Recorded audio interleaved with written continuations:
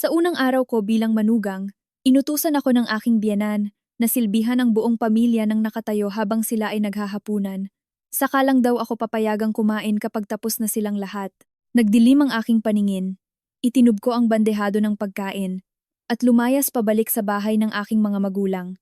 Mga mahal kong tagapakinig, nangyari ito sa mga unang araw matapos ang tinatawag ng mga tao na pinakamaligayang araw, ang araw kung kailan opisyal kong tinanggap ang papel bilang manugang sa bahay na iyon. Umuwi ako galing sa opisina na pagod na pagod. Pagkatapos ng mahabang araw sa pag-aayos ng mga naiwang trabaho dahil sa aking kasal. Pagkatapak ko pa lang sa loob ng bahay. Bago pa man ako makapagpalit ng damit pambahay, sumigaw ang aking biyenan na si Aling Rosa mula sa kusina. Nakahanda na ang hapunan sa ibabaw ng isang malaki at mabigat na mesang gawa sa nara na halatang pinilit magmukhang magarbo. May isang malaking bandehado ng halabos na sugpo, isang malaking mangkok ng umuusok na sinigang na bangus sa miso, 2 o 3 platito ng pinakbet, at isang malaking kaldero ng kanin. Nang hilahin ko ang isang silya na may layuning umupo, isang matalim at malamig na tunog ang umalingaw-ngaw. Pinalo ni Aling Rosa ang hawakan ng sandok sa gilid ng stainless na bandehado ng buong lakas. Napakatining ng tunog kaya't natabunan nito ang lahat ng ingay sa paligid. Nanigas ako sa kinatatayuan ko, nakahawak pa rin sa sandalan ng silya at tiningnan ng babaeng opisyal ko ng biyenan. Nasa edad 60 na siya, may malaking pangangatawan, matataas na buto sa pisngi, at mga matang laging nanlilisik na puno ng pagdududa at panghuhusga. Nakatayo siya sa kabisera ng mesa, tuwid ang likod na parang isang reyna na nagpapataw ng parusa sa kanyang korte. Ang kanyang matalim na tingin, parang kutsilyo, ay pinasadahan ako mula ulo hanggang paa. Sino ang nagbigay sayo ng permiso para umupo? Ang boses niya ay mababa, hindi masyadong malakas, pero bawat salita ay lumalabas sa pagitan ng kanyang mga ngipin, puno ng nagbabantang tono katangian ng mga biyanang pakiramdam nila. Ay hawak nila ang buhay at kamatayan ng ibang tao. Kumunot ang noo ko. Sinisikap kong panatilihin ang aking kalmado, gaya ng gagawin ng isang babaeng may pinag-aralan. Tinawag niyo po ako para maghapunan. Ma, nakaupo na po ang lahat. Akala ko po. Akala mo ano? Hindi na ako pinatapos ni Aling Rosa. Walang pakundangang pinutol ang sasabihin ko. Dinuro niya ako ng kanyang matabang daliri na may suot na makapal na gintong singsing. Kakatapak mo pa lang sa pamamahay na to kahapon, at akala mo pwede ka nang umupo sa hapagkainan kasama ng asawa mo at ng pamilya niya ng pantay-pantay? Wala kaming ugaling nagmamarunong at nagmamalaki dito. Ang patakaran sa bahay na ito, ang bagong manugang ay dapat alam kung saan siya lulugar. Kapag umuwi ka galing trabaho, didiretso ka sa kusina para maghanda ng hapunan. Ngayong gabi, dahil naawa ako sa'yo, ako ang nagluto. Kaya sa oras ng kainan, matuto kang magpakumbaba. Tumigil siya sandali. Itinaas ang kanyang baba paturo sa bandehado ng mga pulang sugpo sa gitna ng mesa at idineklara ang malupit na patakaran na siya mismo ang nag-imbento. Mula ngayon, tuwing oras ng kainan, tatayo ka dyan. Tinuro niya ang isang sulok. Tatayo ka dyan at pagsisilbihan mo ng pagkain ng biyanan mong lalaki, ako, ang asawa mo, at ang hipag mo. Babalatan mo ang mga sugpo at isusubo sa lahat kung kailangan. Kapag tapos na ang pamilya ko kumain at tumayo na, doon mo palang pwedeng dalhin ang bandehado sa lababo. Doon, kasama ng mga tirang pagkain at sabaw sa ilalim ng kaldero, pwede kang kumain ng kahit anong gusto mo.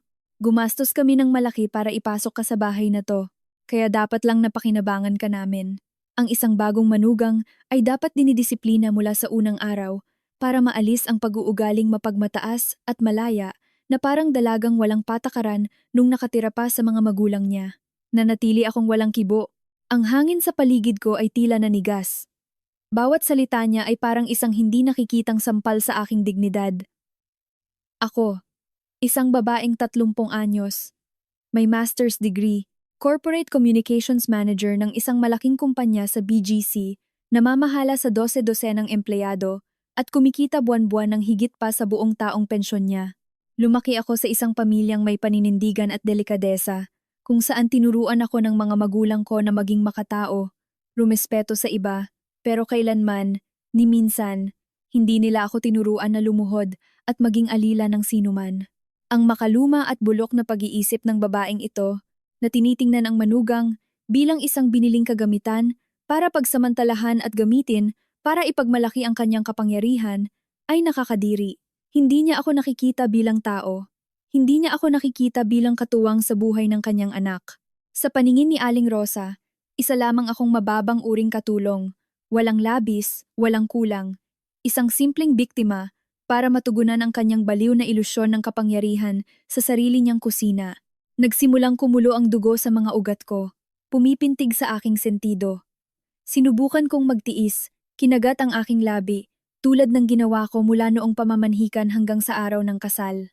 Pero mukhang ang pananahimik ko ay nag-isip sa kanya na isa akong taong hindi marunong lumaban.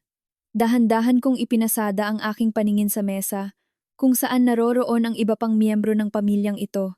Gusto kong makita kung gaano kalaki ang tambak ng mabahong basura, kung saan ko napiling ibaon ang buong kabataan ko. Nakaupo sa harap ko, naka-24, ay si Carmela, ang kapatid ng asawa ko. 26 anyos na siya, pero hindi pa nakakapagtrabaho kahit minsan sa buhay niya. Palamunin ng nanay niya, suot ang gusot na pajama at hawak ang cellphone, piniscroll ang Facebook at TikTok.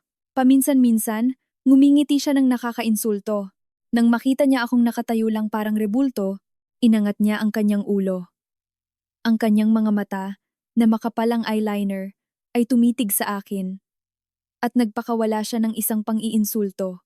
Ate, bakit nakatayo ka lang diyan? Inutusan ka na ni Mama. Gawin mo na yung sinasabi niya. Yung ibang mga manugang kapag kinakasal, nagsisilbi sa pamilya ng asawa na parang sinasamba ang mga santo. Ilang araw ka pa lang dito ang sama na ng timpla ng mukha mo. Akala mo porke may kaunti kang pera at manager ka sa labas, pwede ka nang magmabigat dito? Balatan mo na nga ako ng sugpo, bilis. Kakagawa lang ng nails ko. Kapag ako ang nagbalat niyan, masisira pa. Ang tamad at makasariling anak, na pinalaking spoiled ng nanay mula ng ipanganak, ay nakikisali ngayon sa kalupitan ng ina para apihin ako. Para sa kanya, ang hiyain ako ay isa lamang libangan sa hapagkainan. Ngunit ang talagang nagpadurog sa puso ko, ang nagpatigas dito hanggang sa kaibuturan, ay hindi ang kasamaan ng biyanan ko, ni hindi ang kakapalan ng mukha ng hipag ko, kundi ang inasal ni Benji, ang lalaking tinawag kong asawa ilang araw pa lang ang nakalipas. Si Benji ay nakaupo sa kanan ng kanyang ina, isang matikas na lalaki, may plansadong puting polo at mamahaling pabango na ginagamit niya sa mga event sa kumpanya. Kapag nagsasalita siya sa labas, lagi siyang pumapostura tungkol sa moralidad at pagprotekta sa mga kababaihan. Pero ngayon, sa harap ng kanyang nanay, ipinakita ni Benji ang tunay niyang kulay. Isang nakakaawang duwag at walang bayag. Nakayuko lang siya, tuloy-tuloy sa pagkain. Isinusubo ang kanin sa kanyang bibig. Rinig na rinig ang ingay ng kanyang pagmuya. Umiiwas siyang salubungin ang paningin ko sa abot ng kanyang makakaya. Nang ang tensyon ay naging hindi na matagalan, muling pinalo ni Aling Rosa ang mesa, galit na tiningnan ang kanyang anak. Benji, tingnan mo nga yung asawa mo. Nagsasalita ako pero nakatayo pa rin dyan na parang namatayan. Turuan mo ng leksyon yan ngayon din, kundi ibabalik ko yan sa pinanggalingan niya. Doon lang tumigil sa pagmuya si Benji. Dahan-dahan niyang inangat ang kanyang ulo, tiningnan ako ng duwag at sumusukong tingin. Ibinaba niya ang kanyang boses at nagsalita ng mga malabong salita, halos hindi marinig, pero may sobrang nakakasirang epekto. Pakinggan mo na lang si Mama, please. Sinasabi niya lang, yan para sa ikabubuti mo. Gusto niya lang na masanay ka sa ugali ng pamilya natin. Balatan mo na yung sugpo para kay Mama at kay Carmela. Magtiis ka muna ng kaunti para tahimik ang bahay. Nakikiusap ako, wag mo nang galitin si Mama. Magtiis ka na lang para tahimik tayo. Ang mga salitang iyon ay parang barena na bumubutas sa aking mga tainga. Habang nakatayo doon, malinaw kong naramdaman ang paglawak ng bawat ugat sa aking katawan. Nagring ang mga tainga ko. Ang mga ingay sa paligid ay tila naglaho, natira na lang ang tunog ng sarili kong puso na parang mababasag ang aking dibdib sa bilis ng pintig. Ang pagre-rebelde, galit, at kahihiyan ay nagbuo ng isang mapait na bukol sa aking lalamunan. Naintindihan ko ang nakakakilabot na katotohanan. Wala akong kakampi sa bahay na ito. Pinakasalan ko ang maling lalaki. Pinakasalan ko ang isang mama's boy, isang malaking sanggol, na nagtatago sa ilalim ng palda ng kanyang nanay. Walang gulugod, walang kakayahang protektahan ang sarili niyang asawa. Ang aking dangal ay itinapon sa putik at tinapakan ng walang awa. Naipit sa sulok, ang likas na reaksyon upang mabuhay ng isang rasyonal na babae ay sumabog. Napuno na ang salop, ang pader ng pasensya, na sinubukan kong itayo dahil sa pag-ibig at dahil sa reputasyon ng aming dalawang pamilya, sa sandaling iyon, tuluyan na itong nawasak. Si Aling Rosa, nang makita akong hindi gumagalaw, ay nag-akalang natatakot ako kaya lalo siyang lumakas ang loob. Itinaas niya ang kanyang baba at nagbigay ng isa pang utos. Nakatayo ka pa rin diyan? Naparalisa ba ang mga braso mo? Hindi ka ba marunong kumuha ng plato para silbihan ng pagkain si Benji? Walang kwenta, babaeng probinsyana. Hindi niya pa natatapos sabihin ang salitang probinsyana. Kumilos ako. Wala akong sinabing kahit isang salita. Malamig ang aking mukha. Walang anumang emosyon na makikita. Pero sa loob ko ay may isang Category 5 na bagyo. Kalmado akong lumapit sa mesa. Iniunat ko ang dalawa kong kamay at mahigpit na hinawakan ang magkabilang gilid ng mabigat na stainless na bandehado. Ano sa tingin mong ginagawa mo? Baliw ka ba? Nanlaki ang mga mata ni Aling Rosa. Nagsimulang mautal. Ginamit ko ang lahat ng lakas na nanggaling sa naipon kong pagkadismaya at inihagis ang bandehado kasama ng lahat ng pagkain sa ere. Kalampag. Umalingaw-ngaw ang tunog, nayanig ang kayabangan ng pamilyang iyon hanggang sa pundasyon. Ang mga plato at mangkok na porselana ay nagliparan, bumangga sa mga pader at nabasag sa libu-libong piraso. Ang mangkok ng mainit na sinigang na bangus ay tumaob sa sahig na baldosa. Ang mainit na sabaw ay tumalsik sa pantalon ni Benji. Ang mga halabos na sugpo ay gumulong kung saan-saan, napuno ng mantika mula sa pinakbet. Ang kaldero ng kanin ay nahati sa dalawa. Nagkalat ang puting kanin sa isang sulok ng sala. Nangyari ang lahat ng napakabilis, na may matinding karahasan. Ah, hayop ka, tili ni Aling Rosa, napatalon mula sa kanyang silya. Nagmamadali niyang pinunasan ang kanyang mukha, kung saan may ilang butil ng kanin na tumama. Pulang-pula ang kanyang mukha. Ang mga ugat sa kanyang leeg ay parang mga linta sa laki. Ang kanyang mga mata ay halos lumabas sa pagkagulat. Sumigaw si Carmela, itinulak ang silya patalikod at napaupo sa sahig. Ang pajama niya ay namantsahan ng mamantikang sabaw. Hala, Mama! Baliw na siya! Gusto niya tayong patayin, Ma! Napatalon din si Benji mula sa silya, sumandal sa dingding, namumutla, nakaharang ang dalawang kamay sa harap ng kanyang katawan na parang nawawala sa katinuan. Elena! Baliw ka na ba? Ang kapal ng mukha mo. Nakatayo ako doon sa gitna ng mga basag na pinggan at tirang pagkain. Itinuwid ko ang aking tayo. Huminga ako ng malalim. Ang pakiramdam ng paninikip sa dibdib ay nawala, napalitan ng isang napakalaking kasiyahan. Tiningnan ko ang tatlong nilalang na nanginginig sa takot sa harap ko. Ang tingin ko ay kasing talim ng kutsilyo. Ang boses ko ay kasing lamig ng yelo, malinaw sa bawat salita. Kahit aso, hindi kakainin niyang pagkain na yan. Dahil gustong-gusto niyo ang mga bulok niyong patakaran, kayo ang magsilbi sa sarili niyo. Ang isang Elena ay hindi ipinanganak para maging katulong ng kahit na sino. At ang pamilya niyo ay walang sapat na halaga para pagsilbihan ko. Pagkasabi nito, hindi ko na pinag-aksayahan ng panahon na tingnan pa ang maruming kalat na iyon kahit isang segundo pa. Tumalikod ako, ang takong ng sapatos ko ay mariing tumutunog sa sahig nang may matatag na desisyon at naglakad papunta sa hagdan patungo sa kwarto. Sa likuran ko, nakabawi na ng lakas si Aling Rosa at nagsimulang sumigaw ng mga pinakamarumi at pinakamasamang mura. Diyos ko po, magnanakaw, walang modo. Siguro ang mga magulang mo ay walang pinag-aralan, kaya nanganak sila ng hayop na tulad mo. Lumayas ka dito. Lumabas ka sa bahay ko ngayon din. Hindi ako naapektuhan ng mga sigaw niya. Sa halip, parang awit ng aking kalayaan ang tunog nito. Pumasok ako sa kwarto na ilang araw pa lang ang nakalipas ay pinalamutian ng mga rosas at puting ribbons para sa kasal. Nasuka ako. Ang lahat sa kwartong iyon ay isang kasinungalingan. Isang patibong na maingat na inihanda gamit ang murang pag-ibig ng lalaking naging asawa ko. Hindi ako umiyak. Ang pag-iyak ngayon ay magiging isang insulto sa sarili kong paglaban. Dumiretso ako sa drawer ng mga dokumento. Kinuha ko ang marriage certificate, ang PSA copy na kakakuha pa lang, at amoy tinta pa. Ang dalawang pangalan, magkatabi, ay tila nakakatawa na ngayon. Walang pag-aalinlangan. Hinawakan ko ang magkabilang dulo ng papel at pinunit ito. Ang papel ay nahati sa dalawa, pagkatapos ay sa apat, at nilukot hanggang sa maging isang walang kwentang bolang papel. Pagkatapos ay itinaas ko ang aking kanang kamay at tiningnan ang wedding ring sa aking ring finger, ang white gold na singsing na may maliit na diamante, ang bagay na isinumpa ni Benji na magpapanatiling magkasama kami habang buhay. Ngumiti ako ng may paghamak, sa pilitang hinubad ang singsing at pumunta sa isang sulok ng kwarto, hinila ang pinakamalaking maleta na meron ako. Mga damit, make-up, personal na gamit. Itinapon ko ang lahat sa loob. Hindi ko na kailangang tupiin. Gusto ko lang mailabas ang mga gamit ko mula sa impyernong iyon sa lalong madaling panahon. Ang baduy na damit na ipinilit ni Aling Rosa na bilhin ko, iniwan ko sa loob ng kabinet ng hindi ginagalaw. Isinara ko ang maleta, ang zipper ay gumawa ng mabilis na tunog. Binuhat ko ito at lumabas. Nang pababa na ako ng hagdan, nagkakagulo pa rin ang pamilya sa ibaba at nang makita nila ako dala ang maleta. Tumakbo si Aling Rosa palapit sa akin. Dinuduro ako.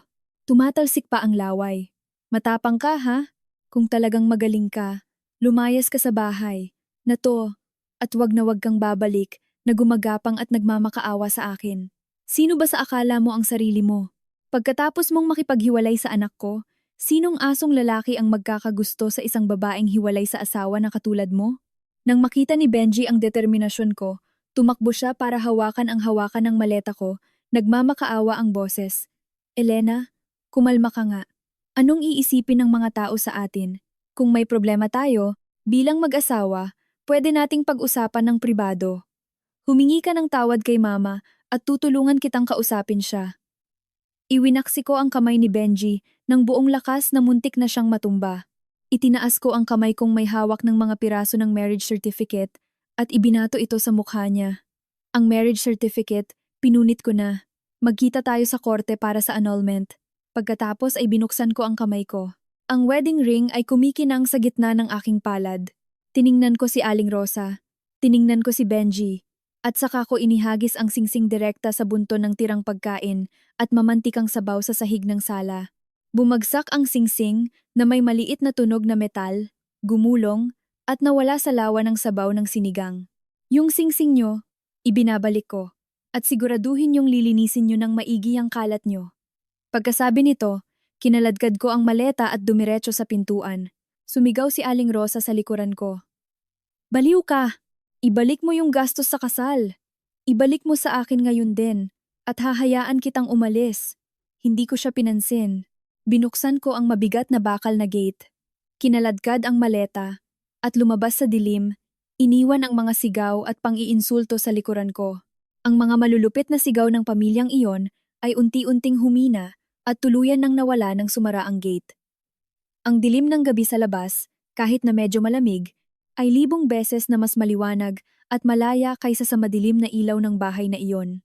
Kinaladkad ko ang mabigat na maleta hanggang sa gilid ng kalsada at pumara ng isang taksing dahan-dahang dumadaan. Ang kalangitan ng Metro Manila sa gabi ay napapatakan ng mahinang ambon. Ang malamig na hangin ng hanging amihan ay tumagos sa manipis kong blouse. Sa Quezon City po, Manong! Mabilis kong sabi. Inihagis ang maleta sa likod at pumasok sa backseat. Pagsara ko ng pinto ng malakas, bumilis ang taxi. Sa radyo, may tumutugtog na malungkot na OPM love song, ang mga dilaw na ilaw ng poste sa kalye ay dumaan sa bintana ng sasakyan, nagbibigay ng mga anino sa mukha ko. Ngayon, sa isang sarado at ligtas na espasyo, hindi na kailangang maging handa para lumaban, ang aking baluti ng yelo ay nagsimulang magkabitak-bitak. Tinakpan ko ng dalawang kamay ang mukha ko. Ang maiinit na luha ay bumagsak, umaagos sa pagitan ng aking mga daliri. Umiyak ako, hindi dahil nanghihinayang ako sa isang bigong kasal na namatay bago pa man mag-umpisa, at lalong hindi dahil may natitira pa akong pagmamahal sa lalaking duwag na iyon. Umiyak ako sa galit, sa awa sa sarili ko, sa katangahan ko, at sa pagbubulag-bulagan ko nitong nakaraang 2 taon. Nakaupo sa backseat, ang ritmikong tunog ng wiper ng taxi ay nagdala sa akin pabalik sa aking mga alaala. 2 taon na ang nakalipas, nakilala ko si Benji. Noon, sa paningin ko, siya ang lalaking pinapangarap ko. Matikas, matamis magsalita, laging maginoo. Alam ni Benji kung paano ako alagaan sa mga maliliit na detalye. Pinagbubuksan ng pinto ng sasakyan, pinaghahila ng silya, pinupunasan ang mga kubyertos bago kami kumain sa restaurant. Isang lalaking may matatag na trabaho at marunong magdala sa sarili. Ako, sa aking pagiging inosente, ay naniwalang nahanap ko na ang aking pahingahan, ngunit kung nagkaroon lang sana ako ng linaw ng pag-iisip para tingnan ang likod ng perpektong maskarang iyon, nakita ko sana na isa lamang itong makintab na pintura na nagtatakip sa bulok na kahoy. May mga red flags sa paligid, pero nilinlang ko ang sarili ko at binaliwala ko ang mga iyon. Kahit anong desisyon kung saan kakain, anong ireregalo sa boss, o kahit sa pagpili ng bahay ang laging linya ni Benji ay, sabi ni Mama, ganito ang gusto ni Mama. Ayaw ni Mama niyan. Noong simula ng aming relasyon, nakipag-away ako sa kanya dahil kinansela niya ang date namin sa mismong birthday ko dahil lang sumakit daw ang ulo ng nanay niya at gusto nitong magpamassage sa kanya sa bahay. Nagalit ako ng sobra noon, pero niyakap niya ako at bumulong ng matatamis na salita sa tainga ko. Only child lang kasi ako.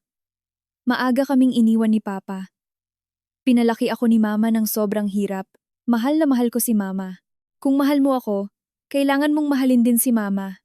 Kapag kinasal tayo, mamahalin ka niya parang sariling anak. At naniwala naman ako. Nakakatawang naniwala ako sa mga salita ng isang lalaking hindi man lang makapagdesisyon kung anong kulay ng polo ang isusuot niya pag alis ng bahay nang walang basbas ng nanay niya. Malubha kong napagkamalan ang pagiging mabuting anak sa katotohanan na siya ay isang mama's boy na palamunin. Sa labas, si Benji ay isang malaking lalaking 30 anyos na, pero ang utak niya at ang kanyang sariling desisyon ay matagal nang mamanipula at nakain ni Aling Rosa. Hindi siya lalaking kayang tumayo sa sarili niyang mga paa. Isa lang siyang tuta, at ang tali ay laging hawak ng kanyang nanay. Ang malakas na busina ng isang truck ang nagpabalik sa akin sa kasalukuyan. Pinunasan ko ang mga luha ko. Ang dibdib ko ay umaakyat at bumababa. Nagkamali ako nang ipagkatiwala ko ang buhay ko sa isang walang silbing lalaki. Pero buti na lang at namulat ako ng maaga bago pa nila masipsip ang dugo at dignidad ko hanggang sa huling patak. Ang labanang ito ay hindi pa tapos. Alam ko na sa kakapalan ng mukha ni Aling Rosa, hindi niya ako hahayaang makaalis ng ganun-ganun lang, pero ngayon, hindi na ako ang biktima. Lumusong ang taxi sa isang pamilyar na kalye na maraming puno. Ang dilaw na ilaw mula sa poste ay dumaan sa bintanang basa ng ambon, nagre-reflect ng liwanag at anino sa mukha ko. Malamig ang mga kamay ko, mahigpit na nakahawak sa strap ng bag ko. Tumigil na sa pagpatak ang luha ko. Pero ang bigat at sakit sa dibdib ko ay nagniningas pa rin parang nagbabagang lava, naghihintay na sumabog. Sa gitna ng malungkot na katahimikan ng maulan na gabi sa Maynila, ang marurumi at nakakasuyang alaala ng paghahanda sa kasal ay nagsimulang bumalik, malinaw at malupit sa bawat detalye. Sa totoo lang, ang desisyon kong itapon ang buwisit na bandehadong iyon ng pagkain ay dapat ginawa ko na ilang buwan na ang nakalipas habang naghahanda sa kasal. At hindi na hinintay pa hanggang ngayon para makaranas ng ganitong kahihiyan. Pero sa mundong ito, kapag nai-inlove ang mga babae, nagkakasakit sila ng malalang sakit na tinatawag na ilusyon at hindi ako naiiba. Ipinikit ko ang aking mga mata, naniniwalang ang pagpaparaya ko ay magbibigay ng respeto mula sa pamilya ng asawa ko at ang pagmamahal ni Benji ay sapat na para protektahan ako sa kalupitan ng ina niya pero nagkamali ako. Isang pagkakamali na pinagbayaran ko gamit ang sarili kong dangal. Noong araw na susukatin ko ang aking wedding gown, dala-dala ko ang pinakadalisay at pinakamasayang emosyon ng isang babaeng malapit ng ikasal. Nakipagkita ako kay Benji sa isang malaking sikat na bridal boutique sa BGC, kung saan nagbigay na ako ng down payment gamit ang sarili kong pera. Pero nang bumukas ang glass door ng boutique, hindi lang si Benji ang pumasok, kundi nakabuntot sa kanya si Aling Rosa na nakatingin sa paligid. Pagpasok pa lang niya, ang kanyang matalim na tingin ay hinusgahan ng marangyang espasyo pati ang mga crystal chandeliers, bawat metro kwadrado. Nakasuot ako ng puting silk gown, simple lang ang disenyo, pero napaka-elegante. Ngumiti ako, umikot sa harap ng salamin at tinanong si Benji. Ano sa tingin mo? Maganda ba? Bago pa makabuka ng bibig si Benji, sumimangot si Aling Rosa at lumapit, gamit ang kanyang magagaspang na kamay, hinawakan niya ang laylayan ng gown ko, kinapa ang tela at nilukot ang isang bahagi hanggang sa magusot ito. Sus! Napakanipis at halos see-through ang damit na to. Tapos tinatawag mong maganda? Mukhang pantulog. Ang disenteng babae dapat nagsusuot ng disenteng damit. Mataas ang kwelyo at malobo ang palda para magmukhang kagalang-galang. At magkano naman ang upa dito? Malumanay akong sumagot. Pinatahi po ito ma. Nasa 30,000 pesos po. Pagkarinig ng 30,000, umakto si Aling Rosa na parang may nakatapakan ng buntot niya. Napatalon siya at nagsimulang sumigaw sa gitna ng butik na maraming tao. 30,000 pesos? Baliw ka ba, Elena? Pinupulot mo lang ba ang pera para itapon sa labas ng bintana ng ganyan? Ilang oras lang ang kasal. Pagkatapos, itatago mo lang sa kabinet para kainin ng anay. Bakit mo bibilhin to? Benjay, sabihin mo sa asawa mo na hubarin niya. Yan ngayon din. Uupa tayo sa Divisoria ng TIG. 3,000 pesos. Hahanap ako ng puting gown na punong-puno ng sequins at kumikinang. Yun ang nakaka-proud iharap sa pamilya. Naintindihan niyo ba? Pinagbabawalan kitang bilhin yan. Nanigas ako, namumula ang mukha ko. Ang mga staff ng butik ay nakatingin sa akin ng may awa. Lumingon ako kay Benji. Naghihintay na ipagtanggol niya ako. Naghihintay ng suporta mula sa lalaki ko. Pero kinamot lang ni Benji ang ulo niya at umiwas ng tingin. Mama. May point si mama. Marami tayong gastos sa kasal. Maganda rin naman yung uupahan na lang. Ang mga salita niya ay parang isang timba ng malamig na tubig na ibinuhos sa mukha ko. Kinagat ko ang labi ko ng mariin hanggang sa dumugo. Nilunok ko ang bukol ng galit at tahimik na pumunta sa fitting room para hubarin ang pangarap kong damit. Nagtiis ako dahil ayaw kong gumawa ng iskandalo sa pampublikong lugar, dahil natatakot akong matawag na bastos na nakikipag-away sa biyenan bago pa man ikasal. Pero ang kawalan ng modo ni Aling Rosa ay hindi natapos doon. Ang pinakamalaking kahihiyan ay noong araw ng pamamanhikan ng dalawang pamilya para pag-usapan ang kasal. Ang mga magulang ko ay mga propesyonal at edukado, maayos ang pamumuhay at nagpapahalaga sa reputasyon at dangal. Nang pag-usapan na ang gastos sa reception, magalang na sinabi ng tatay ko, ang pamilya namin ay walang hinihingi. Sapat na sa amin na nagmamahalan ang mga anak natin. Tungkol sa seremonya at reception, kayo na po sa pamilya ng lalaki ang mag-ayos base sa tradisyon na sa tingin nyo ay pinakamabuti. Hinihiling lang namin na maging maayos at marangal para sa parehong pamilya. Si Aling Rosa, na nakadekuwatro sa sofa ng bahay namin, ay uminom ng tsaa at padabog na ibinaba ang tasa sa mesa. Kumuha siya ng isang puting sobre mula sa kanyang bag at ibinato ito sa glass table. Dumausdos ang sobre at tumigil mismo sa harap ng tatay ko. Nakadekuwatro at nakataas ang baba, sinabi niya. Dahil ganyan din po ang pananalita nyo, magiging diretsahan na rin ako. Ang pamilya ko ay tumatanggap ng manugang. Hindi kami nagpapa-extort. Makabago na ang panahon ngayon para ipilit na sagutin ng pamilya ng lalaki ang lahat na para bang binibili namin ang anak nyo. Sa sobrang yan, may 50,000 pesos, ituring nyo na lang po yan bilang tulong namin para sa reception. Tungkol sa mga regalo at pamamanhikan, 3 simpleng prutas na lang ang dadalhin ko para praktikal. Bakit pa natin patatagalin at pagagastusin? Nagring ang mga taing ako. Ang salitang binibili ang anak nyo na lumabas sa bunganga niya ay napakatalim at malupit, parang kutsilyong sumaksak sa dangal ng pamilya ko. Ang tatay ko, isang kalmado at tahimik na tao, ay namula ang mukha, nakakuyom ang mga kamao. Ang nanay ko ay namutla rin. Tinatawaran ni Aling Rosa ang ambag sa kasal na parang tindera ng isda sa palengke. Sinasadya niyang gumamit ng mga masasakit na salita para hiyain ang pamilya ng babae, para ipagmalaki ang peking kapangyarihan ng pamilya ng lalaki. Huminga ng malalim ang tatay ko. Kinokontrol ang galit para hindi palayasin ang mga bisita. Malamig niyang itinulak pabalik ang sobre. Itago niyo na po yung pera niyo para may ipakain kayo sa anak niyong si Benji, Mrs. Ang pamilya namin ay hindi nagbebenta ng anak at hindi namin kailangan ang limos niyo.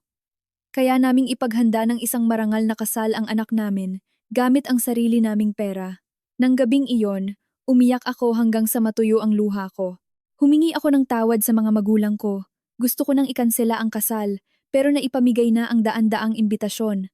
Mga kaibigan, katrabaho, kamag-anak, kapitbahay, alam na ng lahat. Lumuhod si Benji sa tapat ng gate namin, sa ilalim ng malakas na ulan. Umiiyak, at nanunumpang ang nanay niya ay matanda na't ulyanin lang. Masama ang bunganga pero mabuti ang puso. At gagawin daw niya ang lahat para bumawi sa akin habang buhay.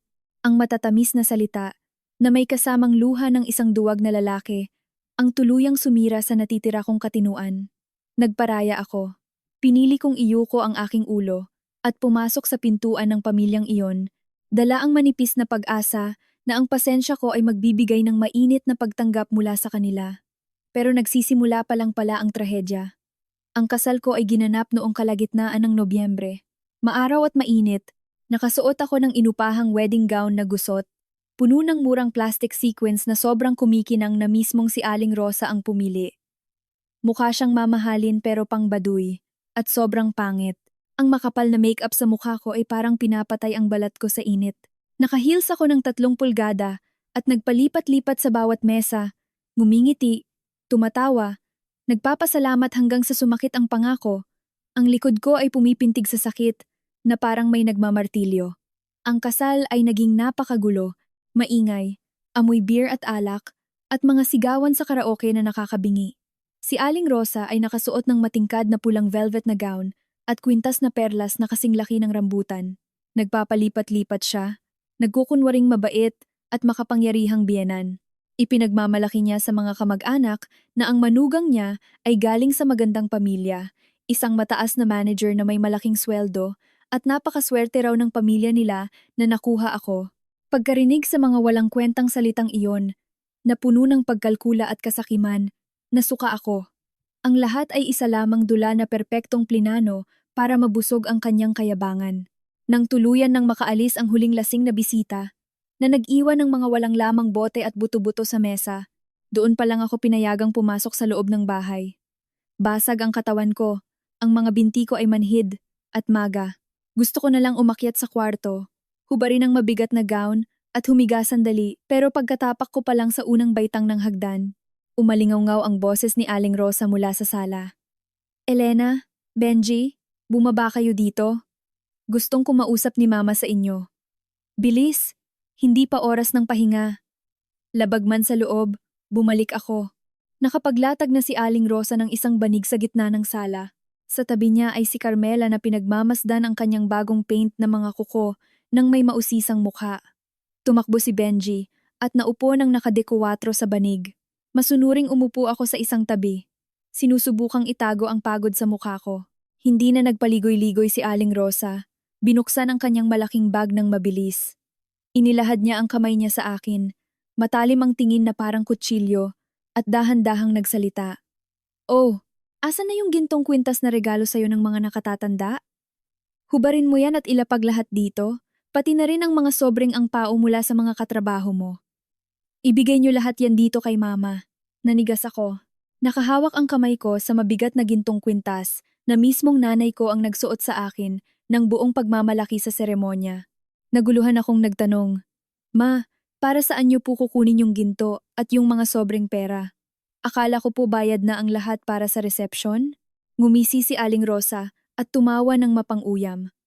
Tinapik niya ang banig, ang boses niya ay naging mayabang at nagbabanta. Ang tanga mo talaga.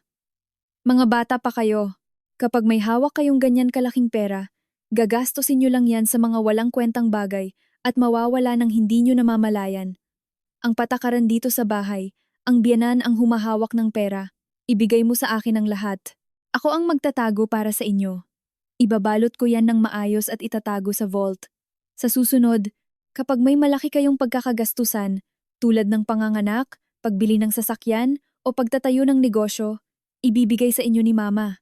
Si Mama ang magtatago ng pera nyo. Hindi ko yan kakainin. Bakit ba ayaw mong bitawan? Pagkarinig ko sa ako ang magtatago para sa inyo, naramdaman ko ang matinding pandidiri. Ang linyang si Mama na ang magtatago ng pera ay ilang beses ko nang narinig sa mga kwento sa internet. Pero hindi ko akalain na mangyayari pala ito sa akin nang ganito kakapal ang mukha at sa mismong araw pa ng kasal ko. Ang mga sobre mula sa mga kaibigan ay perang kailangan kong ibalik kapag sila naman ang ikinasal, pakikisa. Ang ginto ay mana na pinag-ipunan ng mga magulang ko para maging pondo ng kanilang anak. Anong klaseng baluktot na lohika ang ginagamit niya para hingin at piliting nakawin ang lahat ng ganun-ganun na lang na parang magnanakaw sa tirik ng araw? Desidido akong umiling. Ma, 30 years old na po kami ni Benji. May matatag kaming mga trabaho at kaya na naming hawakan ang sarili naming pera. Kung ano ang pera ng isa, siya ang hahawak nun. Salamat po sa maganda niyong intensyon, pero mas gusto po namin kami ang maghawak ng aming mga pinaghirapan. Pagkasabi ko nito, nagdilim ang mukha ni Aling Rosa. Pinalo niya ang banig ng napakalakas na muntik mapatalon si Carmela. Ah, matalino ka pala talaga no? Kakatapak mo pa lang sa bahay ko. Nagmamatigas ka na at nagtatago ng pera. Natatakot kang nakawin ko? Anong klaseng biyenan ang tingin mo sa akin? Probinsyanang manugang. May maganda na nga akong intensyon na tulungan kang mag-ipon, tapos ganyan ang isasagot mo. Benji, tingnan mo ang asawa mo. Binabastos ako. Nagsimula siyang umiyak ng luhang buwaya, pinupunasan ang gilid ng mga tuyong mata niya gamit ang laylayan ng kanyang duster. Nang makita ni Benji na umiiyak ang nanay niya, nataranta siya. Lumingon siya sa akin. Ang tingin niya ay nagpapakita ng kanyang kahinaan at kaduwagan. Walang anumang pagtatanggol. Inabot ni Benji ang maliit kong bag na naglalaman ng lahat ng angpao mula sa mga kaibigan at katrabaho ko at sapilitang hinablot ito habang sumisigaw. Ano bang problema mo, Elena? Sabi ni Mama itatago niya. Ibigay mo na. Bakit ang damot mo? Mas matanda si Mama. Mas nakikita niya ang para sa kinabukasan ng pamilya natin. Ibigay mo na ng mabilis. Nagulat ako. Napatumba paharap. Gumasgas ang gintong kwintas sa leeg ko. Nag-iwan ng pulang marka. Mabilis na binuksan ni Benji ang bag ko. Kinuha ang bungkos ng mga sobre. At pagkatapos ayusin, inabot ito gamit ang dalawang kamay kay Aling Rosa. Agad siyang tumigil sa pag-iyak. Hinawakan niya ang mga sobre. Ang mga mata ay nagniningning sa kasakiman habang bumubulong at nagbibilang ng pera. Pagkatapos magbilang, itinaas niya ang kanyang baba. Tiningnan ako at itinuro ang leeg ko.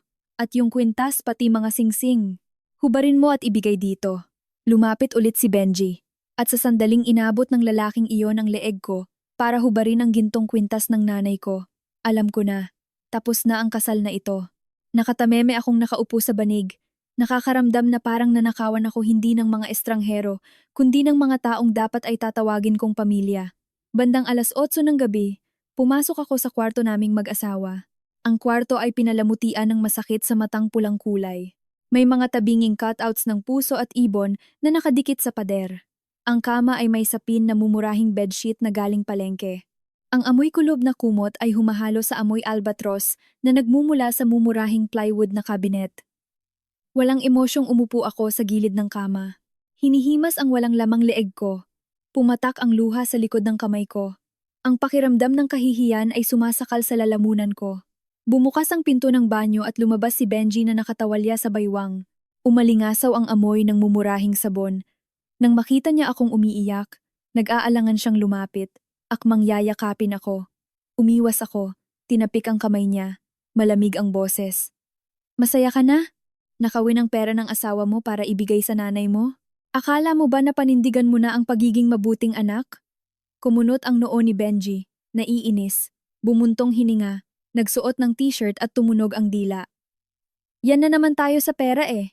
Pwede bang itigil mo na yan? Sinabi ko na sa'yo, itatago lang ni Mama. Sa susunod kapag kailangan natin, ibibigay niya. Bakit ganyan ang mukha mo?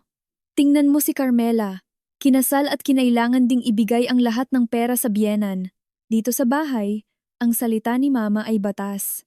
Kung patuloy kang makikipagtalo, paano ka mabubuhay rito? Sige na, maligo ka na. Mamassage ko lang si Mama sa kwarto niya. Napagod siya ng sobra ngayong araw kakaayos ng lahat.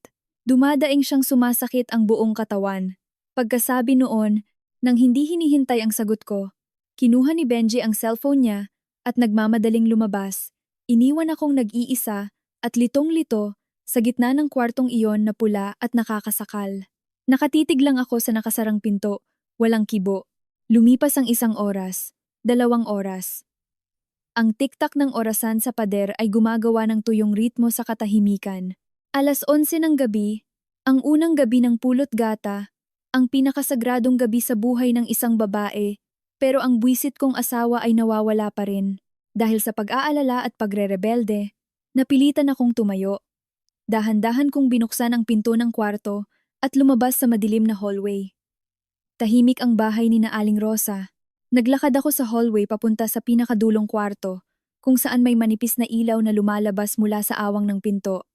Kwarto yun ni Aling Rosa. Nakarinig ako ng mga bulungan. Pinigilan ko ang hininga ko, sumandal sa pader, at idinikit ang tainga ko sa awang ng pinto. Ang tanga mo talaga, anak. Ang boses ni Aling Rosa, mahina, pero malamig at makamandag, parang kamandag ng ahas. Ang mga asawa, parang damit lang yan. Kapag luma na, tinatapon at naghahanap ng bago. Pero ang nanay, iisa lang. Huwag kang magpapadala sa mga luha niya. Isang babaeng nakapag-aral, nagmamanager sa labas, kung hindi mo siya didikdik at didisiplinahin mula sa unang araw, bukas makalawa aakyat yan sa ulo mo. Mamaliitin niya ang buong pamilya natin. Ang boses ni Benji ay sumunod, masunurin at duwag, na parang batang 5 taong gulang. Pero ma, sobrang nagalit siya kanina dahil dun sa pera. Paano kung magalit ng tuluyan at umuwi sa mga magulang niya? Mapapahiya ang pamilya natin. Mapapahiya sa ano? Tinapik ni Aling Rosa ang balikat ng anak niya. Pumirma siya sa papeles ng kasal at dala na niya ang apelyido natin. Ngayon, isa na siyang nakulong na ibon. Kailangan mong kontrolin ang sweldo niya buwan-buwan. Bukas sabihin mo sa kanya na ibigay sa akin ang ATM card niya. Ako magtatago. Bibigyan ko lang siya ng barya-barya pang gasolina at pang almusal. Walang pera. Tingnan ko lang kung makapagmalaki pa yan. At ikaw, dito ka matulog sa akin ngayong gabi. Hayaan mo siya doon para matutunan niya kung sino ang nasusunod sa bahay na to at sino ang nakikitira lang. Opo, ma. Alam ko. Sa susunod na mga araw, sasabihin ko sa kanyang ibigay yung card sa inyo. Higa na kayo, ma. Mamasahihin ko ang likod nyo. Masunuring sagot ni Benji. Ang boses niya ay napakalamig at walang anumang pagmamahal. Sobrang malupit na nagpatayo ng mga balahibo ko sa likod. Nanigas ako sa hallway. Ang 2 kamay ko ay nakatakip sa bibig ko para pigilan ang mga hikbi na halos lumabas. Isang panginginig ng pandidiri ang gumapang sa katawan ko. Ang dugo sa mga ugat ko ay parang yelo. Ang katotohanan, bagaman huli na, ay sumaksak ng direkta sa puso ko. Hindi lang ako nagpakasal sa maling lalaki. Kusa akong pumasok sa patibong na inihanda ng 2 demonyong sumisipsip ng dugo. Isang malupit at mapangkontrol na biyenan. At isang duwag na anak na handang ibenta ang dangal at ang ugnayan ng kasal, kapalit ng baliw na pag-aalaga ng kanyang nanay. Nang gabing iyon, bumalik ako sa kwarto at nilak ang pinto mula sa loob. Hindi ako natulog ng buong gabi. Hindi na ako naglabas ng ni isang patak ng luha. Nakadilat ang mga mata ko, nakatitig sa kisame. Pinaplano ang paglaya ko. Ang matalim na tunog ng pagpreno ng taxi ang pumunit sa ulap ng gabi. Humihila sa akin palabas sa madilim na daloy ng aking mga alaala. Tumigil ang sasakyan. Sa bintana, ang pamilyar na asul-abo na bakal na gate ng bahay ng mga magulang ko ay lumitaw sa ilalim ng ilaw sa kalye, matatag at tahimik, sa paraang nagpadurog ng puso ko. Huminga ako ng malalim, naglabas ng 1,000 peso bill at ibinigay sa driver. Keep the change na po, kuya. Binuksan ko ang pinto ng sasakyan. Kinuha ang maleta. At tahimik na lumabas sa malamig at pino na ulan ng gabi, naglalakad ng direkta patungo sa gate. Nanginginig ako sa harap ng bakal na pinto. Nag-aalangan kung pipindutin ang doorbell. Ding-dong. Ang tunog ng doorbell, malinaw at malakas, ay sumira sa katahimikan ng kalsada sa kalagitnaan ng gabi. Sumikip ang dibdib ko. Ang konsensya at sakit ay umaapaw. Ang mga magulang ko ay higit 60 taong gulang na. Nabuhay sila ng maayos, naging mabuting ehemplo, ipinagmamalaki ang kanilang masunurin at matalinong anak. At ngayon, ilang araw pa lang pagkatapos ng kasal, umuuwi ako dala ang mga maleta na parang tumatakas, dala ang isang wasak na kasal. Natatakot ako sa nabigong tingin ng tatay ko. Natatakot sa luhang puno ng sakit ng nanay ko. Ilang sandali pa, narinig ko ang pagkaladkad ng tsinelas sa garahe. Bumukas ang ilaw sa pasukan, ang tunog ng susing pinipihit sa kandado, at bumukas ang gate. Sumilip ang nanay ko. Ang mga mata niya, na inaantok pa, ay lumaki sa labis na pagkagulat. Elena, Diyos ko, anong ginagawa mo rito sa ganitong oras? At yang mga maleta? Anong ibig sabihin nito? Sigaw ng nanay ko. Nanginginig ang boses. Binuksan niya ng buo ang gate at tumakbo para kunin ang mabigat na maleta sa mga kamay ko. Nang mahawakan niya ako, nagulat siya. Bakit sobrang lamig ng mga kamay at paa mo? May sakit ka ba? O nag-away kayo ng asawa mo? Bakit ka umuwi ng kalagitnaan ng gabi ng ganito?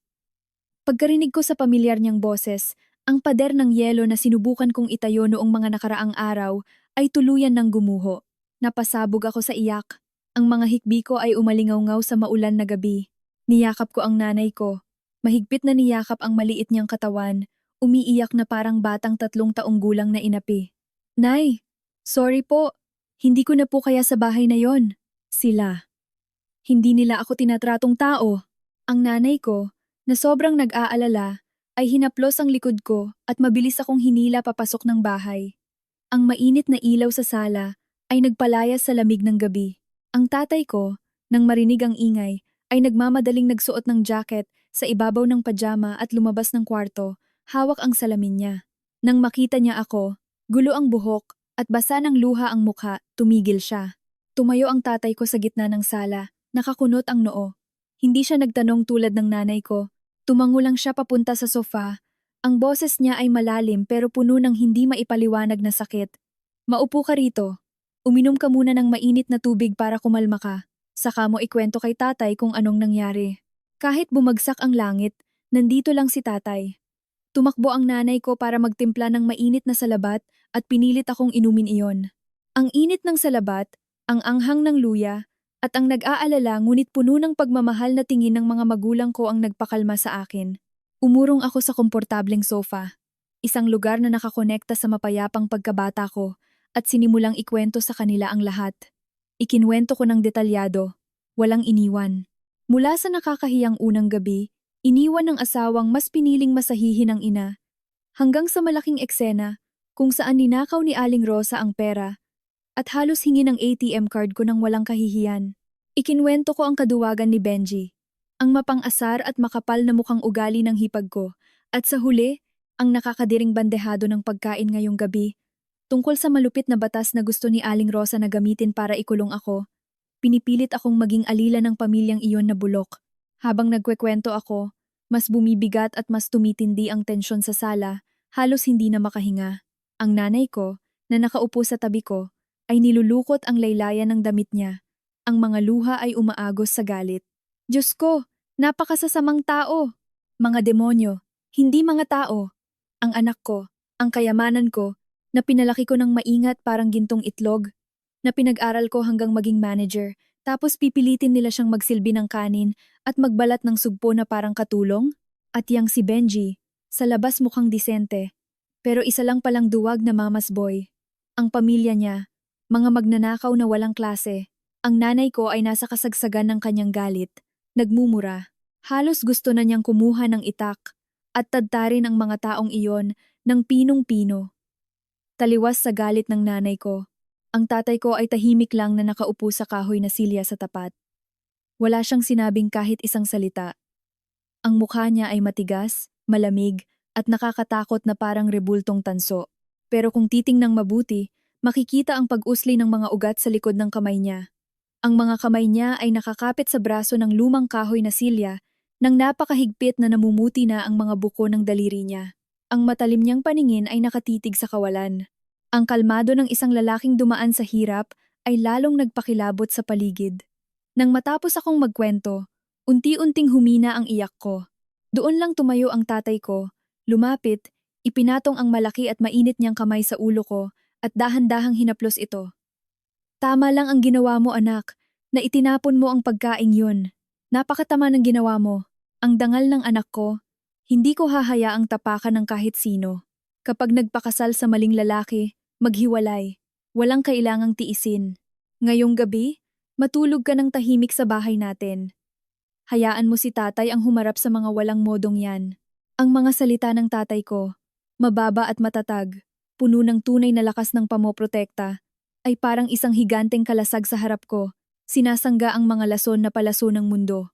Isinandal ko ang mukha ko sa balikat ng nanay ko at ipinikit ang mga mata.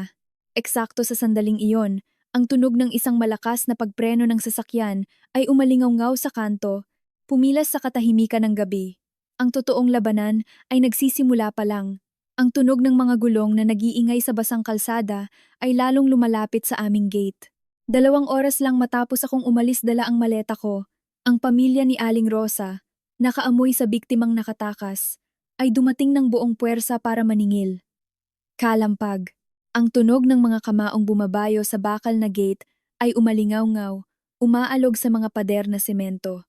Isang boses ng babae, matining at nakakabingi, ang sumira sa kapayapaan ng kapitbahayan ng 2:00 ng madaling araw. Boses iyon ni Aling Rosa. "Buksan niyo ang pinto! Pamilya ng mga ipokrito. Buksan niyo ang gate na to! Saan niyo tinago ang magnanakaw niyong anak? Ipalabas niyo siya para harapin ako. Mga kapitbahay, lumabas kayo. Tingnan niyo tong pamilyang nagmamalinis.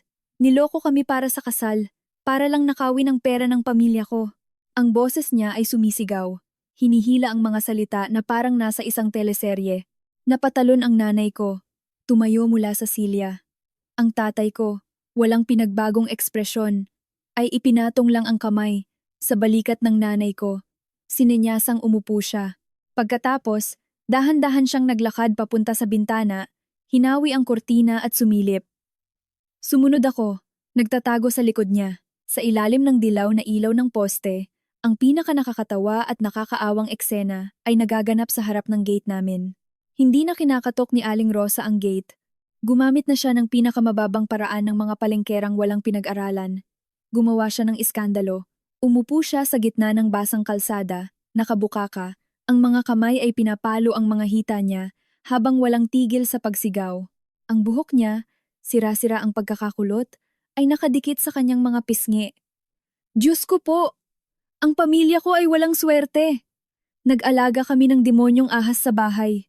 Ang babaeng to na puno ng panloloko. Kakatapak pa lang sa bahay ko nagmamalinis na. Itinapon ang pagkaing pinaghirapan kong lutuin para sa kanya. Ninakaw ang ginto at pera ng pamilya ko at lumayas ng hating gabi. May nakakita na ba ng manugang na katulad ng sa akin?" Sa likod niya ay si Carmela, suot pa rin ang gusot at mansadong pajama. Sa isang kamay, may hawak na payong para sa kanya at sa nanay niya. Sa kabilang kamay, nakataas ang cellphone, nakabukas ang flash na nakatutok sa gate namin habang sumisigaw. "Oo nga po, mga netizens. Tingnan nyo, ang bahay ng babaeng nagmamalinis, manager sa isang malaking kumpanya, pero sobrang walang modo. Ninakaw ang pera ng pamilya ko at nagtago sa bahay ng mga magulang niya. Kung hindi nyo bubuksan ang gate, ipopost ko tong live sa Facebook para isumpa ng buong Pilipinas ang pamilyang to hanggang mamatay kayo." Ang pagiging mababaw at makapal na mukha ng nanay ay perpektong naipasa sa makasarili at walang kwentang anak. Ginamit nila ang social media bilang maruming sandata para takutin at sirain kami sa aspetong psikolohikal. At si Benji, ang lalaking dapat sanay haligi, at asawa ko, nasaan siya? Nakayuko, sumisilong sa ulan sa ilalim ng bubong ng kapitbahay namin, nakapasok ang mga kamay sa bulsa. Namumutla ang mukha sa lamig at kahihiyan. Palingon-lingon sa kaliwat kanan, nagpapanik ng tahimik. Hinahayaang insultuhin ng nanay at kapatid niya ang pamilya ng asawa niya sa kalagitnaan ng madaling araw. Ang mama's boy, duwag hanggang sa huli, walang bayag para pigilan ang kabaliwan ng nanay niya at walang lakas ng loob para ipagtanggol ang dangal ng babaeng nakasiping niya sa kama. Dahil sa ingay, nagtahulan ang mga aso sa buong kalsada. Unti-unting nagbukasan ang mga ilaw sa bahay ng mga kapitbahay. Ilang bintana ang dahan-dahang bumukas. May mga usyosong ulo na nakasilip. Ang maliit at tahimik na subdivision ay biglang naging maingay na palengke dahil sa malaking eskandalong ginawa ni Aling Rosa kasama ng kanyang mga kasinungalingan. Gusto niyang gamitin ang pressure ng komunidad, mantsahan at sirain ang dangal ng pamilya ko. Pilitin ang mga magulang ko na mahiya at yumuko. Naibigay ako sa kanya para lumuhod at humingi ng tawad, upang mabawi niya ang kanyang bulok na reputasyon, pero maling-mali siya ng binangga. Baka astig ang pamilya ni Aling Rosa sa kanilang barangay, pero dito sa tapat ng gate ng pamilya ko, bumangga siya sa isang pader na bakal. Lumingon ang tatay ko, inayos ang kwelyo ng kanyang polo, at kinuha ang susi ng gate mula sa sabitan. Kalmado niya kaming tiningnan ng nanay ko, ang boses niya ay malalim at kasing tibay ng bato. "Dito lang kayo sa loob, walang lalabas para patulan sila. Ito ay usapang lalaki, usapan ng haligi ng tahanan." Naglakad siya ng may mabibigat at matatag na hakbang papunta sa main door, pinihit ang doorknob, at lumabas sa dilim. Ang ilaw mula sa loob ay tumanglaw sa labas. Nagbibigay liwanag sa grupong sumisigaw na parang baliw sa tapat ng gate. Si Aling Rosa ay nakaupo pa rin sa kalsada. Ang mga kamay ay pinapalo ang mga hita, Ang bibig ay patuloy sa paglabas ng mga pinaka-nakakadiring salita. Si Carmela ay hawak pa rin ng cellphone. Ang flash ay lumilingkis sa paligid parang sandatang panakot. At si Benji, ang nakakaawang figura, ay nakayuko pa rin sa ilalim ng bubong ng kapitbahay, palingon-lingon. Lumabas ang tatay ko. Hindi nagmamadali, hindi nagpapakita ng galit. Ang mga hakbang niya ay mabagal pero mabigat. Umaalingaw-ngaw sa semento. Nakasut siya ng jacket, ang mga kamay sa likod. Ang tindig niya ay matikas, kalmado, pero naglalabas ng isang hindi nakikitang pressure na nakakasakal. Nang makitang lumabas ang tatay ko, natuwa si Aling Rosa. Tumigil siya sa kanyang pekeng pag-iyak, nanlaki ang mga mata, tinuro siya at sumigaw. Aha! Andyan na pala kayo. Mabutit nagpakita ka. Ayusin mo to. Anong klaseng pagpapalaki ang ginawa mo sa anak mo? Kakatapak pa lang sa bahay ko. Ang lakas na ng loob na batuhin ang biyenan niya ng bandehado ng pagkain, nakawi ng pera, at magtago rito? Kung hindi mo ibibigay sa akin ang babaeng yan, at hindi mo ibabalik ang gastos sa kasal, ipagkakalat ko sa lahat ang tunay na kulay ng pamilya niyo. Nanatiling nakatayo ang tatay ko sa distansyang mga 2 metro mula sa kanya. Dahan-dahan niyang pinasadahan ng tingin ang 3 miyembro ng pamilya ni Aling Rosa. Ang tingin niya ay malamig, matalim na parang hinugot na espada. Dumaan kay Carmela, na natakot at ibinaba ang cellphone. Dumaan kay Benji, na iniurong ang leeg parang pagong. Sa huli, tumigil ang tingin niya sa mukha ni Aling Rosa, na balot ng makapal na pulbos na ngayoy kalat-kalat na dahil sa ulan. Hindi sumigaw ang tatay ko, hindi nagmura, pero sa isang malalim at umaalingamgaw na boses, malinaw sa bawat salita. Binasag ng tatay ko ang matinding tensyon taglay ang isang absolutong kapangyarihan. Misis, tumayo po kayo. Ito ay isang komunidad ng mga sibilisadong tao. Hindi ito palengke para gumawa kayo ng eksena. Sino po ba ang sinisigawan at pinagmamakaawaan nyo dyan? Ang mga kapitbahay ko ay pawang mga edukado. Alam nila na ang ganitong klaseng maingay na pag-uugali ay ginagawa lang ng mga taong may itinatago at walang hiya. Habang lalo kayong sumisigaw, lalong nakikita ng mga tao kung gaano kababa ang klase ng pamilya nyo. Ang mga salita ng tatay ko ay parang yelo sa naglalagablab na apoy. Nanigas si Aling Rosa, nakabuka ang bibig, handa na sanang ituloy ang pagsigaw. Nanigas siya. Sanay siya na gumamit ng ingay para takutin ang iba, para manipulahin ang mga mahihinang loob. Pero nang harapin siya ng kalmado at determinadong tao, na dumaan na sa maraming hirap ng buhay katulad ng tatay ko, ang kanyang mga murang trick ay walang silbi.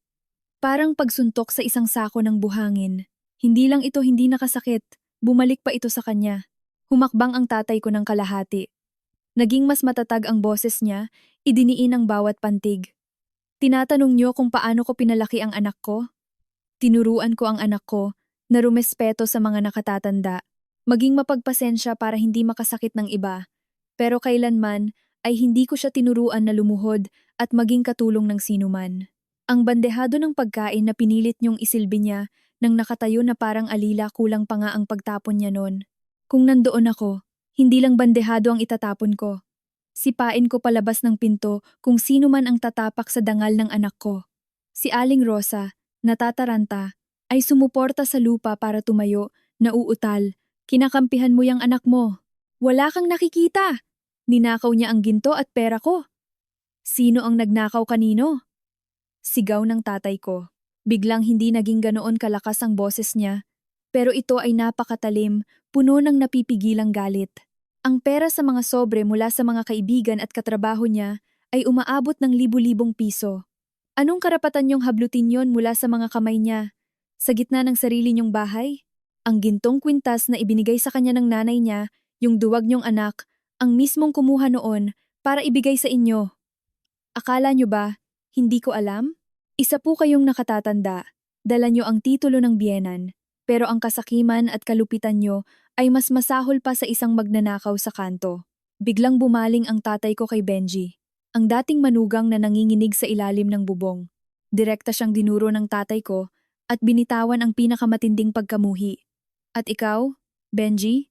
Para saan pa na nagsusuot ka ng polo at magagarang sapatos at nagsasalita ng parang matalino sa labas kung wala ka namang kahit katiting na pagkalalaki sa katawan? Inalipusta ang asawa mo at nanahimik ka lang. Nagtago ka sa palda ng nanay mo. Hinayaan mong insultuhin ng nanay at kapatid mo ang pamilya ng asawa mo dito sa kalagitnaan ng madaling araw na parang isang tunay na duwag. Hindi ka karapat-dapat sa salitang lalaki, lalong-lalo na sa anak ko. Ang pag-iral mo sa buhay ni Elena ay isang kahihiyan. Napaatras ng isang hakbang si Benji. Nakakuyom ang mga labi, namumutla ang mukha. Ibinuka niya ang bibig para magtanggol, pero sobrang tuyo ng lalamunan niya na wala siyang mailabas na tunog. Sa ilalim ng dilaw na ilaw ng poste, ang maskara ng kanyang nakakaawang kawalan ng kwenta ay tinanggal, walang iniwang kahit anong telang panakip sa kahihiyan niya, sa harap ng matang nanlalait ng mga kapitbahay na nakadungaw mula sa kanilang mga balkonahe. Ang nakakatakot na kalmado ng tatay ko ay dinurog ang kayabangan ng bulok na pamilyang iyon. Si Aling Rosa, na isahan ng tatay ko, ay natahimik ng ilang segundo, pero ang kanyang makapal ang mukha at sakim na kalikasan na nakabaon sa kanyang dugo ay hindi siya pinayagang umatras. Tumayo siya mula sa basang kalsada, inayos ang basang buhok na nakadikit sa mukha, at nang nanlilisik ang mga mata ay sumagot, "Ako ang nanay. Itinago ko ang pera para sa kanila. Anong masama doon? Huwag niyo akong pagbintangang magnanakaw. At paano yung 50,000 pesos na binigay ng pamilya ko noong pamamanhikan?" Nagtapon siya ng pagkain at lumayas. Ibig sabihin, wala nang kasal. Kung wala nang kasal, kailangan nyo ibalik ang doble noon. Plus danyos perwisyo pa sa pamilya ko. Danyos perwisyo? Anong kahibangan yan? Isang matining na boses ng babae ang umalingaw-ngaw mula sa likod ng gate. Hindi na nakapagpigil ang nanay ko. Kahit sinabihan siya ng tatay ko na manatili sa loob. Nang marinig niya ang pagbaliktad sa katotohanan, ang ugaling magnanakaw na sila pa ang may ganang magreklamo, ang kanyang maternal instinct ay kumulo sa utak niya. Malakas na itinulak ng nanay ko ang bakal na gate. Lumabas, itinaas ang mga manggas at pumwesto sa tabi ng tatay ko. Pulang-pula ang kanyang mga mata, nag-aapoy sa galit, nakatitig kay Aling Rosa. Parang gusto niya itong lamunin. "Wala kang hiya na sabihin yan, Rosa?" Dinuro ng nanay ko ng direkta ang noo ni Aling Rosa. Matalim ang boses parang kutsilyo. Handang butasin ang mga tainga ng tatlong makakapal ang mukhang tao na ito sa gitna ng kalsada. "Ang 50,000 ng pamilya nyo? Ganun ba kahalaga sa inyo? Nung kasal, ang kapal ng mukha mong pilitin ng anak ko na umupa ng punit-punit na gown na tig 3,000 pesos sa Divisoria dahil takot kang gumastos. Tapos pagkatapos mong pakainin ang mga kamag-anak mo, pinilit mo ang mag-asawa na ibigay sa'yo ang lahat ng perang nakasobre pati ang gintong kwintas ng pamilya namin? At may gana ka pang humingi ng danyos perwisyo? Magkano ba ang dangal ng pamilya mo para maglakas loob kang humingi niyan?" Si Carmela, nang makitang ininsulto ang nanay niya, ay lumapit, itinaas ang cellphone na nagre-record pa rin, at itinutok sa direksyon ng nanay ko. Matining ang boses na sumisigaw. "Matandang hukluban, mag-ingat ka sa mga sinasabi mo. Sinasiraan mo ang nanay ko. Nakarecord ang lahat ng ito. Ipopost ko to sa Facebook at TikTok para makita ng lahat ang tunay na kulay ng pamilya nyo." Ngumiti ang nanay ko. Isang ngiti ng determinadong ina na hindi natatakot sa anumang kapangyarihan na makakasakit sa anak niya. Sa isang simpleng galaw, itinabig niya ang cellphone ni Carmela. "Sige, i-record mo. I-record mong maigi para makita ng buong mundo ang tamad at palamunin mong ugali. Buhay ka sa gastos ng nanay mo sa edad mong 26. Hindi ka pa kumikita ni isang sentimo. Maghapon kang naguudyok sa nanay mo para apihin ang hipag mo. Ang galing mo dyan, di ba? I-post mo lahat sa internet para malaman kung sino ang luluraan ng lipunan sa mukha, kung ang pamilya mo ba o ang pamilya ko, mga linta." Si Aling Rosa, sa sobrang galit, ay nagtatatalon parang inas ng linta. "Aray, sinasaktan na nila ako. Mga magnanakaw, ibalik niyo ang 50,000 pesos ko at lumayas kayo sa harap ko. Ang gastos ko, pinagpawisan ko yon." Sa sandaling sumigaw siya na hinihingi ang pera, dahan-dahang ipinasok ng tatay ko ang kanyang kamay sa bulsa ng jacket at naglabas ng isang makapal na puting sobre. Namukhaan ko ang sobreng yon. Ito ang eksaktong 50,000 pesos na palihim na wini-withdraw ng mga magulang ko kaninang hapon. Kung sakaling kailanganin ng anak nila na putulin ang anumang ugnayan sa pamilyang iyon, ayaw nila na may maipintas o maging dahilan ang mga taong yon para patuloy kaming guluhin. Inasahan na ng tatay ko ang kababawan ni Aling Rosa. Itinaas ng tatay ko ang sobre kapantay ng kanyang mga mata. Sa ilalim ng malabong ilaw ng poste, ang mga mata ni na Aling Rosa, Carmela, at ng nakakaawang si Benji ay nakatitig sa sobre, kumikinang sa nakakadiring kasakiman. Ang 50,000 pesos nyo, sabi ng tatay ko, malamig at walang awang boses. Hindi nyo na kailangang bilangin. Hindi ko ibibigay sa kamay nyo. Itinaas ng tatay ko ang braso at malakas at desididong inihagis ang sobre. Lumipad ang sobre sa ere, tumama mismo sa dibdib ni Aling Rosa at bumagsak na may mahinang tunog sa basang kalsada, mismo sa harapan niya. Pulutin nyo yan at ipambili nyo ng gamot para sa kabulukan ng pamilya nyo. Deklara ng tatay ko, ang boses ay umaalinganggaw na parang kulog sa kalsada. Nagbigay ang pamilya ko ng anak, hindi kami nagbenta ng anak. Ang libu-libong piso nyo ay hindi makakabili ng kalayaan at dignidad ni Elena. Mula sa sandaling ito, wala nang anumang ugnayan ng anak ko sa maruming pamilya nyo at hindi tumatanggap ang pamamahay ko ng mga walang modong tao. Lumayas na kayo sa harap ko, ngayon din. Nagmamadaling yumuko si Aling Rosa sa basang kalsada. Ang dalawang kamay ay hinablot ang sobre, parang isang gutom na aso na sinunggaban ng isang buto. Hawak niya ang bungkos ng pera. Mapula ang mukha sa kahihiyan, pero hindi na siya nangahas pang magsalita dahil sa tindi ng galit ng tatay ko. Pumasok na sa loob, isara niyo ang gate, utos ng tatay ko habang tumatalikod. Hinila ako ng nanay ko sa braso at pumasok kami sa pinto. KLIK. Sumara ang mabigat na bakal na gate at nilock. Iniwan ang tatlong basang-basa at nakakaawang nilalang sa labas, sa gitna ng malakas na ulan, tulala. Ito ang huli at pinal na pagputol ng aming ugnayan. Kinaumagahan sa Maynila, tumigil na ang ulan. Ang sikat ng araw ay tumatagos sa mga puno sa tapat ng kwarto ko. Nagising ako pagkatapos ng pinakamahaba, pinakamalalim, at pinakamapayapang tulog ko nitong mga nakaraang buwan. Kahit na maga pa rin ang mga mata ko, at masakit ang katawan ko sa mga nangyari kamakailan, sa loob ko, isang bagong enerhiya ang kumukulo. Hindi ako isang talunan. Isa akong babaeng nakatakas mula sa putik sa tamang oras. Bandang 9:00 ng umaga, tinawagan ko ang isang kaibigang abogado. Pinakiusapan siyang ihanda ang mga papeles para sa annulment sa lalong madaling panahon. I-email ko sa iyo lahat ng detalye. Nagsuot ako ng eleganteng damit pang opisina. Naglagay ako ng dark red na lipstick para itago ang pamumutla at inipusuran ko ang aking buhok. Kailangan kong magmukhang nasa pinakamahusay na anyo, ang pinakamakapangyarihan para tapusin ang gulo na ito. Pagdating ng 10:30, habang bubuksan ko na ang gate para mag-book ng Grab papunta sa opisina ng abogado, isang madilim na anino ang lumitaw mula sa likod ng malaking puno. Si Benje. Ang hitsura niya ngayon ay sobrang nakakaawa na halos hindi ko siya makilala. Gulo-gulo ang buhok, malalalim ang eyebags, pulang-pula ang mga mata, suot pa rin ang gusot na polo kahapon, at amoy maasim na pawis. Ang matikas at disente kong asawa noon ay nagmukhang daga sa kanal na kaawa-awa. Elena, saan ka pupunta? Tumakbo si Benji palapit sa akin. Mukhang desperado, parehong kamay ay nakalahad para hawakan ako sa braso. Napaatras ako ng isang hakbang. Ang tingin ko ay malamig na parang yelo. Ngumiti ako ng may paghamak. Manatili ka sa layong 2 metro. Wag mo akong hahawakan. Anong ginagawa mo rito? Nabilang na ba ng nanay mo ang 50,000? Nang marinig ang mga salitang ito, namutla si Benji.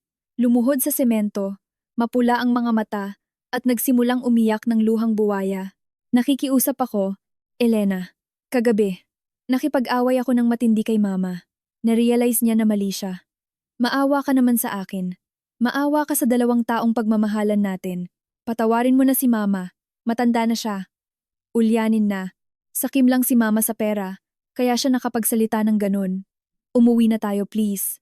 Pangako, mula ngayon po protektahan na kita. Hindi ko nahahayaang insultuhin ka pa ni mama. Nakikiusap ako. Kung maghihiwalay tayo ngayon, pagtatawanan tayo ng lahat. Kung malaman ng boss ko sa opisina, saan ko ilalagay ang mukha ko? Pakinggan ang bawat salitang lumalabas sa bibig niya. Nakaramdam ako ng hindi matiis na pandidiri. Hanggang sa huling sandali, ang dahilan kung bakit niya ibinababa ang sarili niya para magmakaawa na bumalik ako ay hindi dahil mahal niya ako, kundi dahil natatakot siyang pagtawanan ng mga tao, natatakot siyang mapahiya sa harap ng boss niya. Isang duwag na lalaki na nabuhay habang buhay para sa peking reputasyon, ginagamit ang salitang mabuting anak bilang panakip para itago ang kanyang kawalan ng kwenta at pagiging palaasa sa iba. Humalukip-kip ako at tiningnan siya mula ulo hanggang paa. Ang boses ko ay malamig at walang emosyon na parang hatol ng bitay. Awa sa pagmamahalan natin? Ang pagmamahal ba sa'yo ay hayaang umiyak mag-isa ang asawa mo sa unang gabi nyo habang tumatakas ka para masahihin ang nanay mo? O ang pagmamahal ba ay ang pagkuha mo sa gintong kwintas ng asawa mo para lang ibigay sa nanay mo? Itago mo yung nakakadiri mong maskara, Benji. Hindi mo ako mahal. Gusto mo lang ng sunod-sunurang manika na mag-uuwi ng pera para sa nanay mo. Natatahimik sa kusina para pagsilbihan ng pamilya mo. Para masabi lang na isa kang mabuting anak. Wala kang kakayahang maging asawa ng kahit na sino. Huwag mong gamiting dahilan ang katandaan ng nanay mo. Ang kalupitan niya ay nasa dugo na niya. Ang kaduwagan mo naman ay pinanganak kasama mo. Tulalang nakatingin sa akin si Benji, nauutal. Ako, pangako, magbabago ako. Hihingi ako ng pera para bumukod na tayo ng bahay. Hindi na kailangan, putol ko sa kanya. Kumuha ako mula sa aking mamahaling bag ng isang papel na naprint ko na. Ang draft ng Mutual Agreement for Annulment o Separation na ipinadala ng abogado, naprint ko na sa bahay. Naglabas ako ng ballpen at inabot sa kanya. Wala akong panahong sayangin sa mga tanga. Option 1. Pumirma ka dito na nagkakasundo tayo para mapabilis ang proseso ng annulment at tapusin ito ng maayos. Option 2. Ako mismo ang magsasampa at kakasuhan ko ang nanay mo ng estafa at pagnanakaw ng dote ko. Magkita tayo sa korte. Pumili ka. Nanginginig si Benji habang nakatingin sa papel na parang death certificate niya ito. Nag-aalangan. Sinubukang magsalita pero nang salubungin ang aking determinadong tingin na puno ng malamig na galit, alam niyang wala na siyang kawala. Ang nanginginig na kamay ng mamas boy na iyon ay kinuha ang ballpen at pinirmahan ang kanyang pangalan sa ibabang bahagi ng papel. Padabog kong kinuha ang papel mula sa kamay niya at itinago sa bag ko. Mula ngayon, kanya-kanya na tayo ng landas. Wag na wag ka nang magpapakita sa akin. Tinalikuran ko siya at pinara ang dumating na Grab. Iniiwan ng aking ex-husband na tulala, nakatayo sa sementong puno ng mga tuyong dahon. Ang operasyon para tanggalin ang cancer na tinatawag na pamilya ni Aling Rosa ay tapos na. Matapos simula ng proseso, itinuon ko ang sarili ko sa trabaho para mabawi ang balanse ng buhay ko. Ang buhay ng isang single, kaakit-akit, at may pinansyal na kakayahang babae ay magsisimula mula rito. Pero minaliit ko ang kasamaan at pagtatanim ng galit ng pamilya ni Aling Rosa. Kapag kinuhaan mo ng masarap na biktima ang isang kawan ng mga buwitre, hindi sila lilipad palayo nang hindi muna nanunuka ng malupit. Isang linggo makalipas, isang panibagong bagyo ang dumating sa akin nang walang babala. Nang umagang iyon, pagkapasok ko pa lang sa labi ng kumpanya, napansin ko ang mga mapagdududang tingin at mga bulungan ng mga receptionist at mga katrabaho ko. Kapag nakikita nila ako, umiiwas sila ng tingin at nagbubulungan. Kumabog ang dibdib ko. Bilang isang profesional sa communication and PR, alam ko agad na may masamang nangyayari. Pagkaupo ko pa lang sa silya ko, walang tigil na tumunog ang cellphone ko. Isang matalik na kaibigan ang tumawag, nanginginig ang boses. Elena! Buksan mo agad yung Facebook mo! May isang page ng chismis tungkol sa mga kabit at isang Facebook group ng subdivision nyo dati na tinitira ka. Nag-post sila ng pictures nung kasal mo at sinasabi na nagpakasal ka lang daw dahil sa pera, na ninakaw mo yung pera ng asawa mo at may kabit ka daw kaya ka pinalayas ng biyenan mo. Anong nangyayari? Nagring ang mga tainga ko. Nanlamig ang mukha ko. Mabilis kong binuksan ang laptop ko, pumasok sa Facebook. Ang sumalubong sa akin ay napakaraming post mula sa mga bagong gawang troll accounts na may mga pangalang tulad ng "Ang Mapait na Katotohanan" o "Nasaan ang Hustisya". Ang laman ng mga post ay puno ng mga salitang palengke, malinaw na paninirang puri, at mga nakakadiring paratang, babala sa lahat. Mag-ingat sa makamandag na ahas na si Elena, pangalan ko. Manager siya sa ex-company. Sa labas mukhang mabuting tao. Pero ang totoo, pinakasalan niya lang yung lalaki dahil sa yaman, pagkatapos ikasal. Sa mismong gabi ng pulot gata, ipinakita niya ang pagiging magnanakaw niya. Ninakaw niya yung pondo ng kasal pati ang mga ginto ng biyenan niya. Binato pa ng bandehado ng pagkain sa mukha ang biyenan niya at lumayas kasama ng ibang lalaki. Ang ganitong klasing babae dapat kinukulong. Nananawagan kami sa ex-company na tanggalin sa trabaho ang babaeng ito. Nakadikit sa post ang picture ko na suot ang inupahang wedding gown, may pulang eki sa mukha ko, iginuhit taglay ang matinding puot. Ang mas malala pa, sa comment section ay may isang maikling video. Ang video na na-record ni Carmela noong gabing itinapon ko ang pagkain, pero sinadya niyang putulin ang bahagi kung saan iniinsulto at pinipilit ako ni Aling Rosa na magsilbi sa kanila. Itinira lang niya yung mismong segundong inangat ko ang bandehado, nabasag ang mga plato, at maririnig ang tili ng nanay niya. Diyos ko po! Gusto niya akong patayin! Ang malisyosong na edit na video ay naging perpektong ebidensya para sa kanilang mga kasinungalingan. Libo-libong likes, daan-daang shares, at comments ang walang awang nang iinsulto sa akin. Isang malaking cyber attack. Ang mga keyboard warriors na walang pakialam sa katotohanan ay nakisali sa pambabatikos. Tinatapakan ang dignidad ko. Sinusumpa ang pamilya ko. Mas malala, nahanap ng iba ang address ng bahay ng mga magulang ko at nagbabantang pupunta roon para tapunan sila ng maduming tubig. Tumawag ang telepono galing sa opisina ng presidente ng kumpanya. Ipinatawag ako. Sinalubong ako ng tinging may simpatiya, pero puno ng pressure. Elena, alam ko ang kakayahan mo, pero ang kumpanya natin ay nangangailangan ng malinis na imahe. Ang mga balitang ito sa internet ay nakakaapekto sa kredibilidad natin. Maraming tinatanong ang mga kliyente natin. Kailangan mong ayusin ang isyung ito sa loob ng 3 araw. Kung hindi, mapipilitan ang kumpanya na isuspend ka muna pansamantala. Paglabas ko ng opisina ng presidente, kinulong ko ang sarili ko sa banyo, naghilamos ng malamig na tubig. Ang duwag na atake ng mag-inang iyon ay lumagpas na sa linya ng away pamilya. Gusto nila akong i-corner, sirain ang career ko, ang reputasyon ko, at ang kabuhayan ko. Sa harap ng salamin, nakatingin sa namumutla kong mukha, kinuyom ko ang pangako. Nilunok ko ang luha ng galit na nagbabadyang tumulo. Ang pag-iyak ngayon ay katumbas ng pagsuko. Kinuha ko ang cellphone ko. Hindi ko ni-block o inignore ang mga posts. Nag-screenshot ako ng bawat post, bawat nakakainsultong comment, ng sobrang ingat. Dinownload ko ang edited na video. Gusto niyo ba ng labanan sa putikan laban sa isang PR manager? Sige, ipapatikim ko sa inyo ang lasa ng rehas na bakal. Ang natitira kong kahinaan ay namatay na doon mismo sa banyo ng opisina. Lumabas ako na may paningin na parang nagliliyab na gubat, handa para sa mata, ngipin sa ngipin. Sa larong ito, kung sino ang may pinakamalakas na ebidensya, siya ang matitira, at naging tanga ang pamilya ni Aling Rosa na makipaglaro sa linya ng trabaho ko.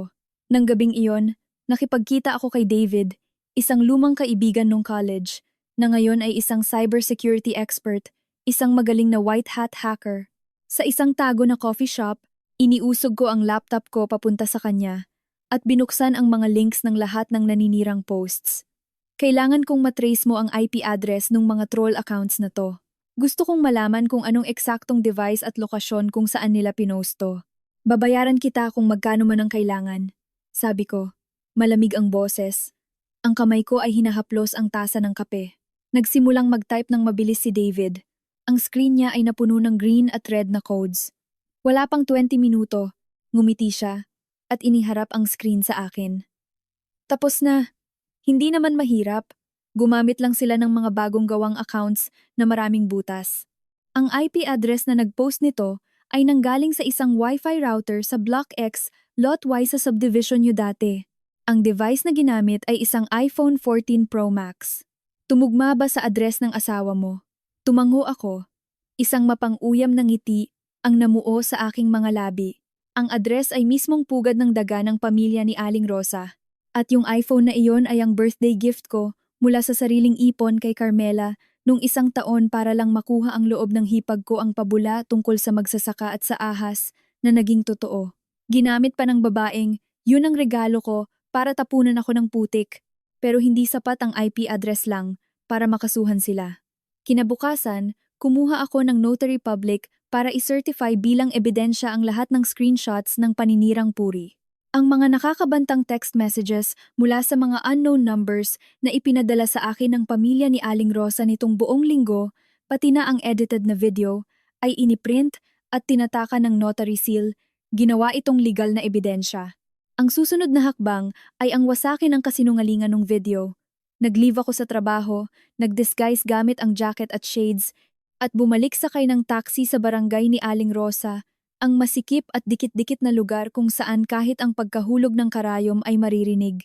Palihim akong pumunta sa bahay ni Kapitan Aling Nena, ang presidente ng Homeowners Association at kapitbahay ni Aling Rosa sa loob ng 20 taon. Si Aling Nena ay matagal nang inis sa maiingay na ugali at masamang dila ng mag-inang iyon.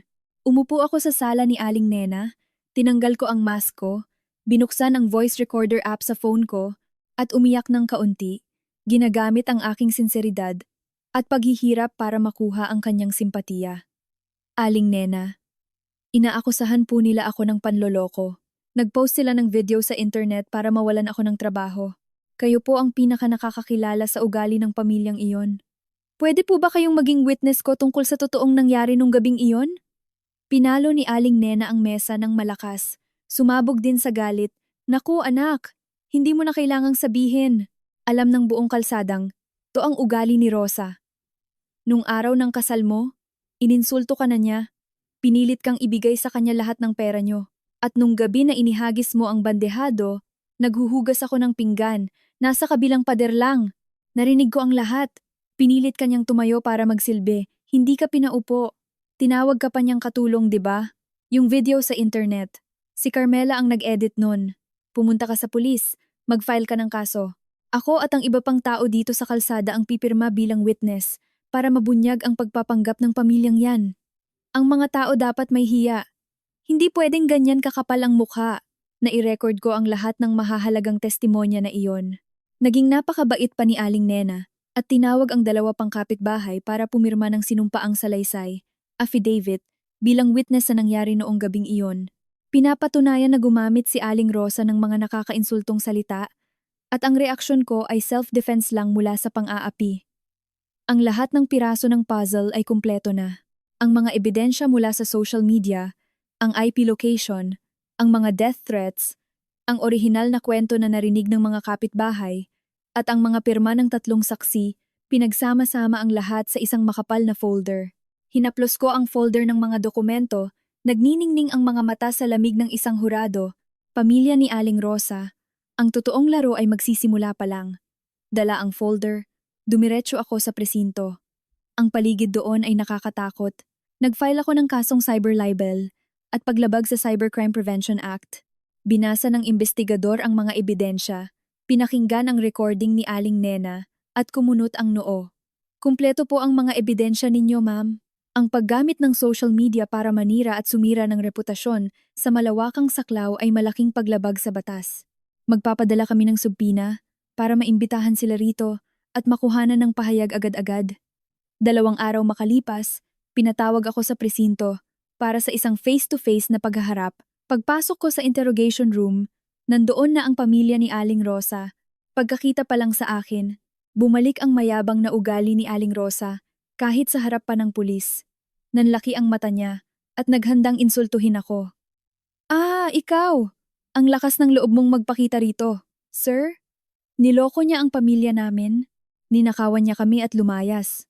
Misis, maupo kayo at kumalma, sabi ng pulis sabay palo ng malakas sa mesa. Ang makapangyarihan niyang boses ay umalingaw-ngaw sa maliit na kwarto, dahilan para mapatalon si Aling Rosa at bawiin ang kamay niya. Ibinato ng pulis ang makapal na folder sa gitna ng mesa at tinuro ang 3 taong nagsisimula ng mamutla. Hindi kayo inimbitahan dito para gumawa ng eksena. Na-check na namin ang mga IP address. Lahat ng fake accounts na ginamit ninyo para siraan si Ma'am Elena sa internet ay nanggaling sa mismong wifi ng bahay nyo. Ang edited na video, ang mga death threats, at ang affidavit ng mga kapitbahay ninyo. Napakalinaw ng lahat. Alam ba ninyo na ang kasong cyber libel ay pwedeng parusahan ng pagkakulong ng maraming taon? Pagkarinig sa salitang pagkakulong, gumuho ang matapang na harapan ng pamilya ni Aling Rosa. Wala nang sigawan, wala nang iskandalo. Ang kakapalan ng mukha ay napalitan ng matinding takot. Nagsimulang manginig si Carmela, umiyak, at isinisi ang lahat sa nanay niya. Sir, wala po akong alam. Si Mama po ang nag-utos sa akin na gumawa ng mga troll accounts at nung video, siya ang nagpapasabi sa akin na i-edit at i-post yon. Bata pa po ako. Parang awa niyo na. Wag niyo po akong ikulong. Nang idawit siya ng anak niya, namutla si Aling Rosa. Ang kanyang mga nangingitim na labi ay nauutal. Ako, pasensya na po, Sir Police. Isa lang po akong walang pinag-aralan. Hindi ko po naiintindihan ang mga ganyan. Naawa lang po ako sa anak ko, kaya may nagawa akong katangahan. Hindi ko po sinadyang sirain siya. Ide-delete ko na po yung mga posts. Pasensya na po, pakawalan niyo na po kami. At si Benji, ang duwag na lalaking yon, ay nakaurong sa silya niya. Walang lakas ng loob na tingnan ako. Bumabanggit lang siya ng mga salita. Sinisisi ang nanay niya. Sabi ko naman sa'yo, wag mo nang gawin yan Ginawa mo. Tapos ngayon idadamay mo pa ako. Ang mahal na anak ng ina na tumulong pa sa paggawa ng gulo. Ngayon, sa harap ng banta ng rehas, ay nagbago ng kulay laban sa sarili niyang nanay. Nakatayo ako sa harap nila. Nakahalukip-kip, tuwid ang likod, pinapanood ang tatlong tao na nanginginig at umiiyak ng nakakaawa. Punong-puno ako ng matinding kalamigan. Ang mga luha nila ay hindi makakapaglinis ng marumi nilang pagkatao. Isang kasiyahan ang gumapang sa bawat selula ng katawan ko. Kalmado akong nagsalita. Hindi ko po iuurong ang kaso. Hayaan nating batas ang humusga. Gusto kong pagbayaran nila ang pinsala sa reputasyon ko at sa mental health ko. Sa huli, naparusahan at kinailangang magbayad ng malaking piyansa at danyos ang pamilya ni Aling Rosa, pero ang pinakamasakit at nakakahiyang parusa para sa kanila ay ang pilitin silang mag-post ng public apology gamit ang kanilang mga totoong Facebook accounts sa mga parehong Facebook groups. Inamin ang lahat ng kasinungalingan nila at pinanatili ang post doon sa loob ng 30 araw. Lumabas ang katotohanan. Ang mga taong bumabatikos sa akin noon ay siya ring bumaliktad at bumato ng mas malalaking bato sa demonyong pamilyang iyon. Pero hindi ako tumigil doon. Sinadya kong magpadala, gamit ang isang anonymous email, ng kopya ng police report sa HR department ng kumpanyang pinagtatrabahuan ni Benji. Isang kilalang kumpanya na nagpapahalaga sa etika at magandang asal ng mga empleyado nito. Hindi sila kailanman magtitiwala sa isang taong may record ng cyber libel. Pinatawag si Benji sa opisina ng admin, binigyan ng disciplinary action, at ibinaba ng posisyon pabalik sa pagiging rank and file staff na may napakababang sweldo. Ang pekeng dangal na pinipilit niyang protektahan ay tuluyan ng nawasak ng pira-piraso dahil na rin sa kamay ng nanay niya at ng sarili kong kamay. Tapos na ang giyera.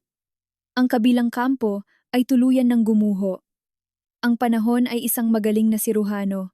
Tinanggal nito ang cancer at pinagaling ang lahat ng sugat. 2 taon ang lumipas mula noong maulan. Nagabing umalis ako sa bahay ni Aling Rosa. 2 taon na ang sapat para sa isang babae para alisin ang putik, bumangon muli, at maging ang pinakamaningning na bersyon ng sarili. Isang Lunes ng umaga, nag-unat ako ng katawan at gumising sa aking magandang kondo sa BGC. Ito ang matamis na bunga ng mga gabing walang tulog sa paggawa ng mga projects sa walang tigil na pagsisikap para patunayan ang sarili kong kakayahan.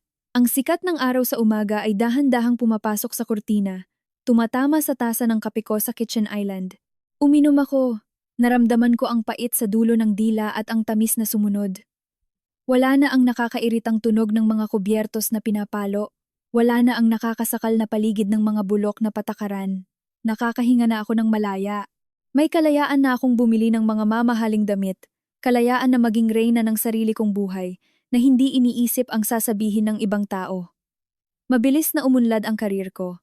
Dahil sa galing ko sa pag-handle ng PR crisis nung issue ko, 2 taon na ang nakalipas. Nakita ng mga top executives ang aking determinasyon, pagiging kalmado, at kakayahang harapin ang pressure. Na-promote ako bilang Regional Corporate Communications Director. Tumaas ng 3 beses ang sweldo ko. Nakabili ako ng pulang SUV at naisasama ko na ang mga magulang ko sa mga biyahe kahit saan. Ang mapagmataas na tingin ng tatay ko at ang mapayapang ngiti ng nanay ko ay ang pinakamalinaw na pruweba na ang desisyon kong itapon ang bandehadong pagkain na iyon ay ang pinakamagandang desisyon sa buhay ko. Kabaligtaran ng asul na kalangitan ko, ang buhay ng ex-husband ko ay lumulubog sa mabaho at maitim na putikan. Ayon sa kwento ng mga dati naming kaibigan, ang parusa kay Benji ay mas malupit pa sa inaakala ko. Matapos ibaba ng posisyon sa trabaho, hindi kinaya ni Benji ang pressure ng mga asara ng mga katrabaho niya. Ang pride niya na nabubuhay lang sa opinyon ng iba ay labis na nasaktan. Nag-resign siya nang walang pag-iisip. Naniniwalang maraming kumpanya diyan ang maghihintay sa kanya, pero sinampal siya ng malakas ng realidad. Ang record niya ay isang malaking mantsa. Walang matinong kumpanya ang kukuha sa isang taong may pangit na ugali, duwag, at isinisisi sa sariling ina ang kanyang kapalpakan. Walang trabaho. Naging palamunin muli si Benji ng kanyang nanay. Nung simula, ini-spoil pa rin at sino-comfort ni Aling Rosa ang paboritong anak, ginagastos ang maliit na pensyon niya sa mamahaling ulam para pakainin ito. Pero ang pera ay nauubos din. Ang pagkain sa hapag ay unti-unting kumonti. Mas dumalas ang panunumbat ni Aling Rosa. Naiinis sa bunganga ng ina. Si Benji, na dating disenteng lalaki, ay naging dugyot, hindi nag-aahit, at may malalalim na eye bags. Dahil sa kagustuhang mabilis na yumaman para patunayang hindi siya talunan kumpara sa ex-wife niya, nalulong siya sa isabong, online casino, scatter, at paglalaro ng crypto.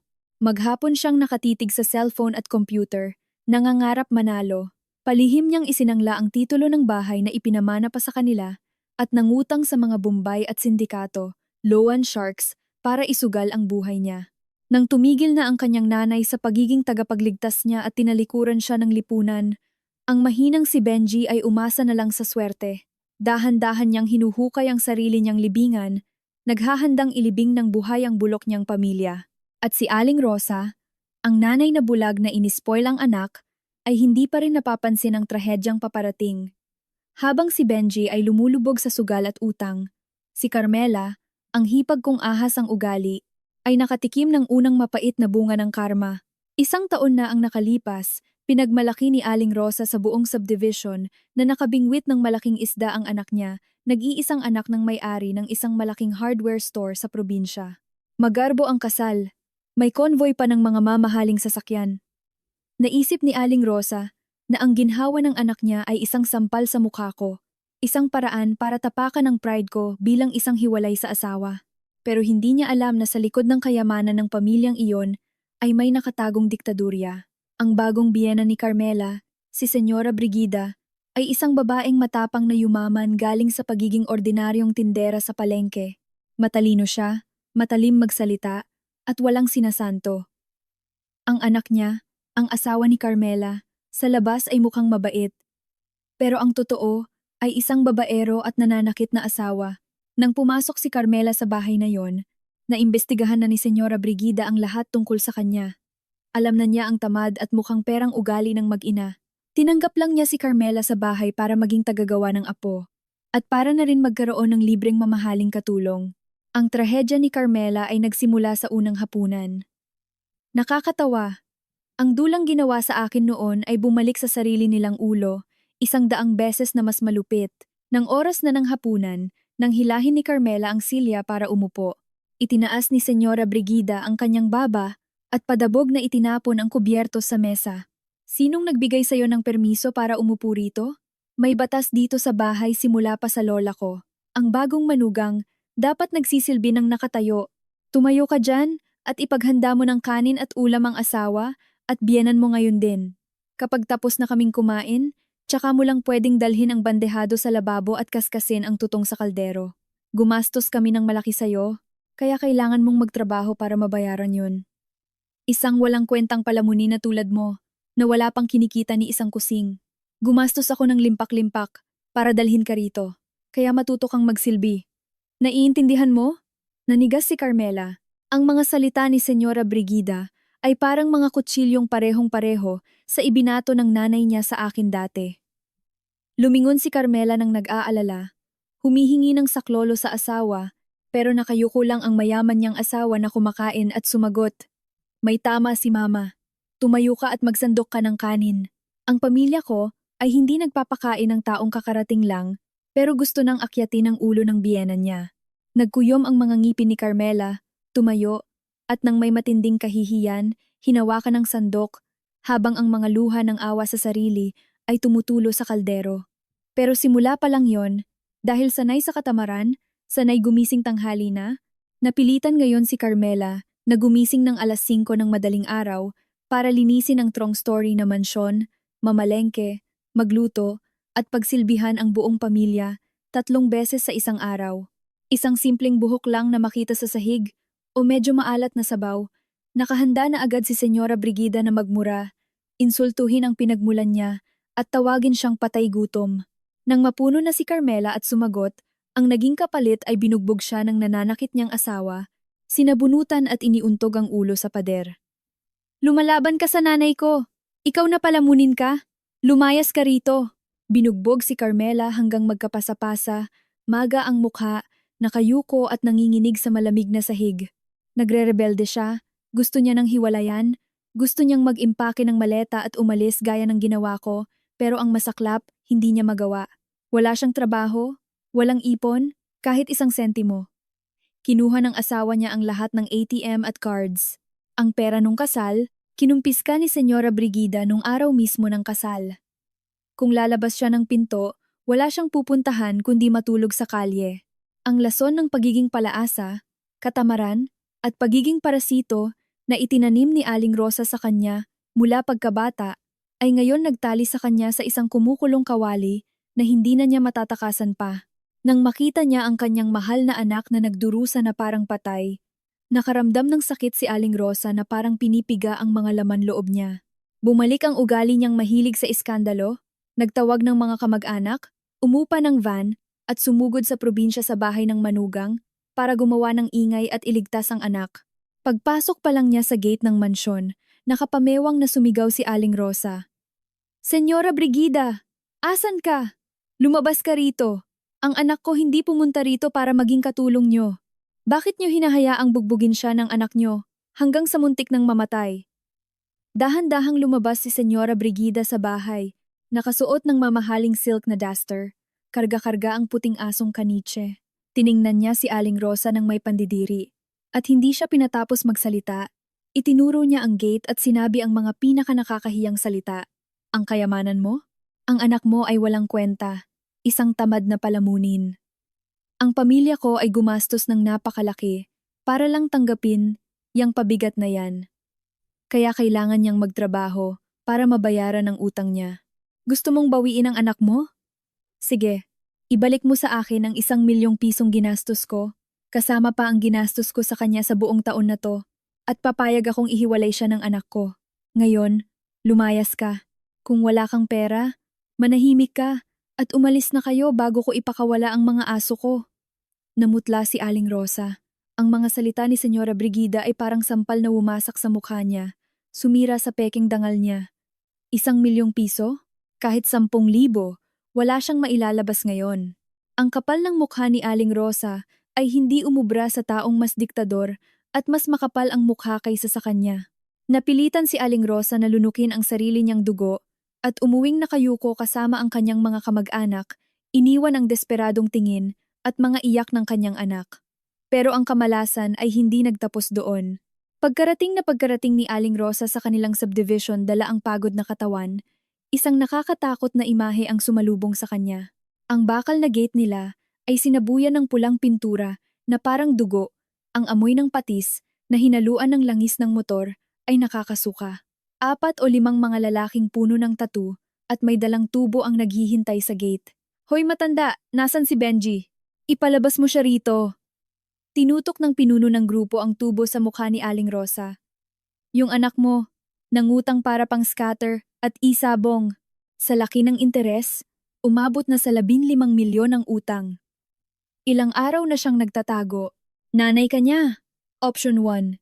Ibenta niyo tong bahay para magbayad. Option 2. Puputulin namin ang 2 kamay niya at ipapadala namin sa'yo para gawin mong pulutan. Nanigas si Aling Rosa. Umiikot ang paligid. Utang sa sugal? 15 milyon? Ang mahal niyang anak, ang pride and joy niya, ay naging isang demonyong sumisipsip ng dugo. Makalipas ang ilang araw, kinaladkad ng mga sindikato si Benji mula sa isang sugalan at itinapon siya sa gitna ng kalsada nila, binugbog hanggang mag-agaw buhay sa harap ng mismong nanay niya. Walang magawa, nangangalit ang ngipin at naguumapaw ang luha. Pinirmahan ni Aling Rosa ang kontrata sa pagbenta ng bahay na nag-alaga sa kanila ng ilang henerasyon kapalit ng miserableng buhay ng kanyang anak. Nang walang natirang pera, napilitan ang mag-ina na lumipat sa isang inuupahang kwarto sa squatters area. Isang kwartong wala pang 20 square meters, may butas-butas na yero. Mula sa pagiging may-ari ng bahay sa isang subdivision na mahilig magmagaling, si Aling Rosa ay naging walang tirahan. Pero ang pinakamasaklap na trahedya ay ang kagat ng sarili niyang mamasboy. Nawalan ng pag-asa, si Benji ay naging lasenggo. Gabi-gabi siyang umuuwing lasing, nagbabasag ng mga plato, at sinisira ang kakarampot na gamit nila. Hinahawakan niya sa kwelyo ang sariling nanay, pulang-pula ang mga mata, at isinisigaw ang mga pinakamalupit na salita. Kasalanan mo to lahat. Ikaw ang nag-udyok sa akin na kunin ang pera ni Elena. Ikaw ang pumilit na gawin siyang katulong natin. Kaya siya umalis. Kung hindi siya umalis, may aasahan pa sana ako ngayon. Hindi sana ako nawalan ng trabaho. Hindi sana ako naghihirap ng ganito. Boba kang matanda ka. Sinira mo ang buhay ko. Si Aling Rosa, nakaurong sa isang sulok ng malamig at basang kwarto, puno ng kulubot ang mukha, ay umiiyak at humihikbi. Ang anak na hinubog niya, gamit ang kanyang pagiging makasarili, pagiging mapangkontrol, at bulok na pananaw, ay ngayon bumaligtad para kagatin ang taong nagbigay sa kanya ng buhay. Ang pamilya ni Aling Rosa ay gumuho, naging abo, at wala ng pag-asang muling makabangon. Isang hapon nung magpapasko, ang kalangitan ng Maynila ay madilim, natatakpan ng makapal na ulap, dala ng bagyo ang malamig na hangin na humahampas sa mga puno sa tapat ng isang malaking mall na naiilawan ng matitingkad na ilaw. Isang figura ng isang payat na matandang babae, nakasuot ng manipis at punit-punit na kapote, ang nangangalkal sa basurahan. Si Aling Rosa yon. Kailangan niyang mangalakal ng mga bote ng plastik at basang karton para ipalit sa konting barya para makabili ng bigas at mapakain ang kanyang lasenggong anak na naghihintay na lang ng kamatayan sa inuupahang kwarto. Ang mga kamay niya, na dati ay mataba at pinalamutian ng mga alahas na ginto, ay ngayon kulubot, marumi, bitak-bitak sa lamig, at dumudugo. Nangangalkal siya habang isinusumpa ang panahon. Biglang isang itim at makintab na Mercedes-Benz ang huminto sa gilid ng kalsada, ilang hakbang lang mula kay Aling Rosa. Bumukas ang pinto ng sasakyan, at lumabas ang isang disente at makisig na lalaki. Nagbukas ng malaking payong, umikot, at inalalaya ng isang babae pababa. Ang babae ay nakasuot ng eleganteng coat, ang buhok ay perpekto ang pagkakaayos, at ang mukha ay nagpapakita ng kinang at kumpiyansa ng isang taong nasa rurok ng kaligayahan. Nakangiti siya habang nakaangkla sa braso ng lalaki. Pumasok silang dalawa sa malaking lobby ng mall. Ang plastik na bote sa kamay ni Aling Rosa ay nalaglag sa sahig. Nanlaki ang mga mata niya habang sinusundan ang anino ng babaeng iyon. Si Elena yon, ako yon, ang probinsya ng manugang, ang babaeng nilait niya, na tinangka niyang apihin, na pinalayas niya sa bahay noong isang maulan na gabi. Ngayon, nagniningning ako, kasama ng isang lalaking nagmamahal at nag-aalaga sa akin ng totoo. Ang kaibahan ng kapalaran naming dalawa sa mismong sandaling iyon ay sobrang lupit. Napaatras si Aling Rosa. Takot na takot, nagtago sa likod ng konkretong poste, malamig at basa ng ulan. Natatakot siyang makita ko siya. Natatakot na ang kanyang pagiging miserable, ang pagiging kawawa niya, ay malantad sa malamig na tingin ng kanyang dating manugang. Nagtatago sa likod ng poste, ang mga luha ni Aling Rosa ay umapaw, mapait at maalat. Pinalo niya ang kanyang dibdib, nakatingin sa madilim na langit, at nagreklamo. Diyos ko, bakit napaka-unfair niyo? Bakit ang manugang na yon na sumasagot-sagot sa biyenan niya ay nabubuhay ng marangya at masaya? Habang ako, isang matanda na ginawa ang lahat para sa mga anak ko, para sa pamilya ko, ay kailangang mabuhay sa hirap na parang asong gala? Ano bang ginawa kong mali? Hanggang sa dulo ng kanyang kaawa-awang buhay, sa pinakamababang antas ng lipunan, patuloy na nagpapabiktima ang babaeng iyon. Hindi niya kailanman maiintindihan na ang universo ay may libro ng paniningil na itinatala ang lahat ng sobrang eksakto. Ang kasamaang itinanim niya, ang makalumang pag-uugali na nang-aapi at nangongontrol, ang kawalan ng respeto sa dangal ng iba na ipinilit niya sa kanyang manugang ay naging isang lubid na sumakal sa kanya at sa sarili niyang mga anak.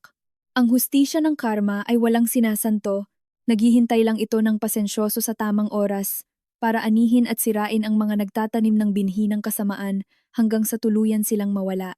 Ang kwentong ito ay ginawa na may layuning magbigay ng aral para sa mga tagapakinig upang mapag-isipan ang iba't ibang pananaw sa buhay at magamit ito sa positibong paraan.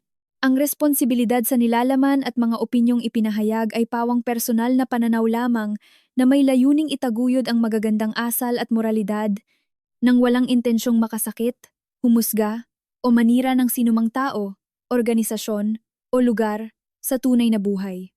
Mga mahal kong tagapakinig, sa pagtatapos ng kwentong ito, ang unang bagay na nararamdaman ko ay ang halaga ng dignidad ng tao, na napakataas at hindi dapat kailanman hayaang tapakan. Madalas sa buhay, pinipili nating tiisin ang sakit dahil sa salitang pamilya o dahil sa maling pag-ibig. Pero ang pagtitiis na walang mutual na respeto ay hindi sakripisyo. Ito ay unti-unting pagpapakamatay. Ang pinakamalaking aral na maaari nating i-apply agad ay ang matutunang mahalin at rerespetuhin ng sapat ang ating sarili. Tuwing nasa lugar tayo kung saan walang nakakakita ng ating halaga, ang pag-alis ay hindi isang pagkatalo, kundi isang pinakadakilang aksyon ng katapangan. Ang utang na loob at pakikisama ay magagandang kaugalian natin, ngunit hindi ito dapat gamiting dahilan para sirain ang buhay ng iba o para apihin ang sinumang papasok sa ating pamilya. Ang tunay na buhay mag-asawa ay ang pagkapit kamay, sabay na paglakad at pagprotekta sa isa't isa. Hindi ito tungkol sa pag-iiwan sa asawa para harapin ang bagyo ng mag-isa. Lahat tayo ay may karapatang piliin ang kaligayahan at gumawa ng sariling mga ngiti sa ating buhay nang hindi naghihintay ng awa ng sinuman. Ang karma at hustisya na ipinakita sa kwentong ito ay nagpapaalala sa atin na ang mga malulupit na gawain sa kapwa ay babalik din sa taong gumawa nito. Kaya naman, ang pagpapamahagi ng habag at pag-unawa sa iba ay ang pinakapundasyon para maging mas magandang lugar ang ating lipunan at ating mga pamilya. Naniniwala ako na lahat ng tao ay karapat-dapat sa isang dalisay na pagmamahal at isang kapaligiran na nagpapalago sa malusog na kaisipan. Huwag niyong hayaang ikulong ng husga ng iba o ng mga nakakalason na tradisyon ang inyong malayang espiritu. Naway yakapin ninyo ang inyong panloob na lakas at magkaroon ng lakas ng loob na palaging tumayo para sa inyong sariling katotohanan. Dahil sa huli, ang buhay na ito ay atin lamang at tayo lang ang may karapatang gumuhit ng daan patungo sa ating kaligayahan. Naway ang kwentong ito ay maging isang ilaw na gumabay at magbigay sa inyo ng lakas para ipagpatuloy ang inyong paglalakbay ng may kinang at dangal.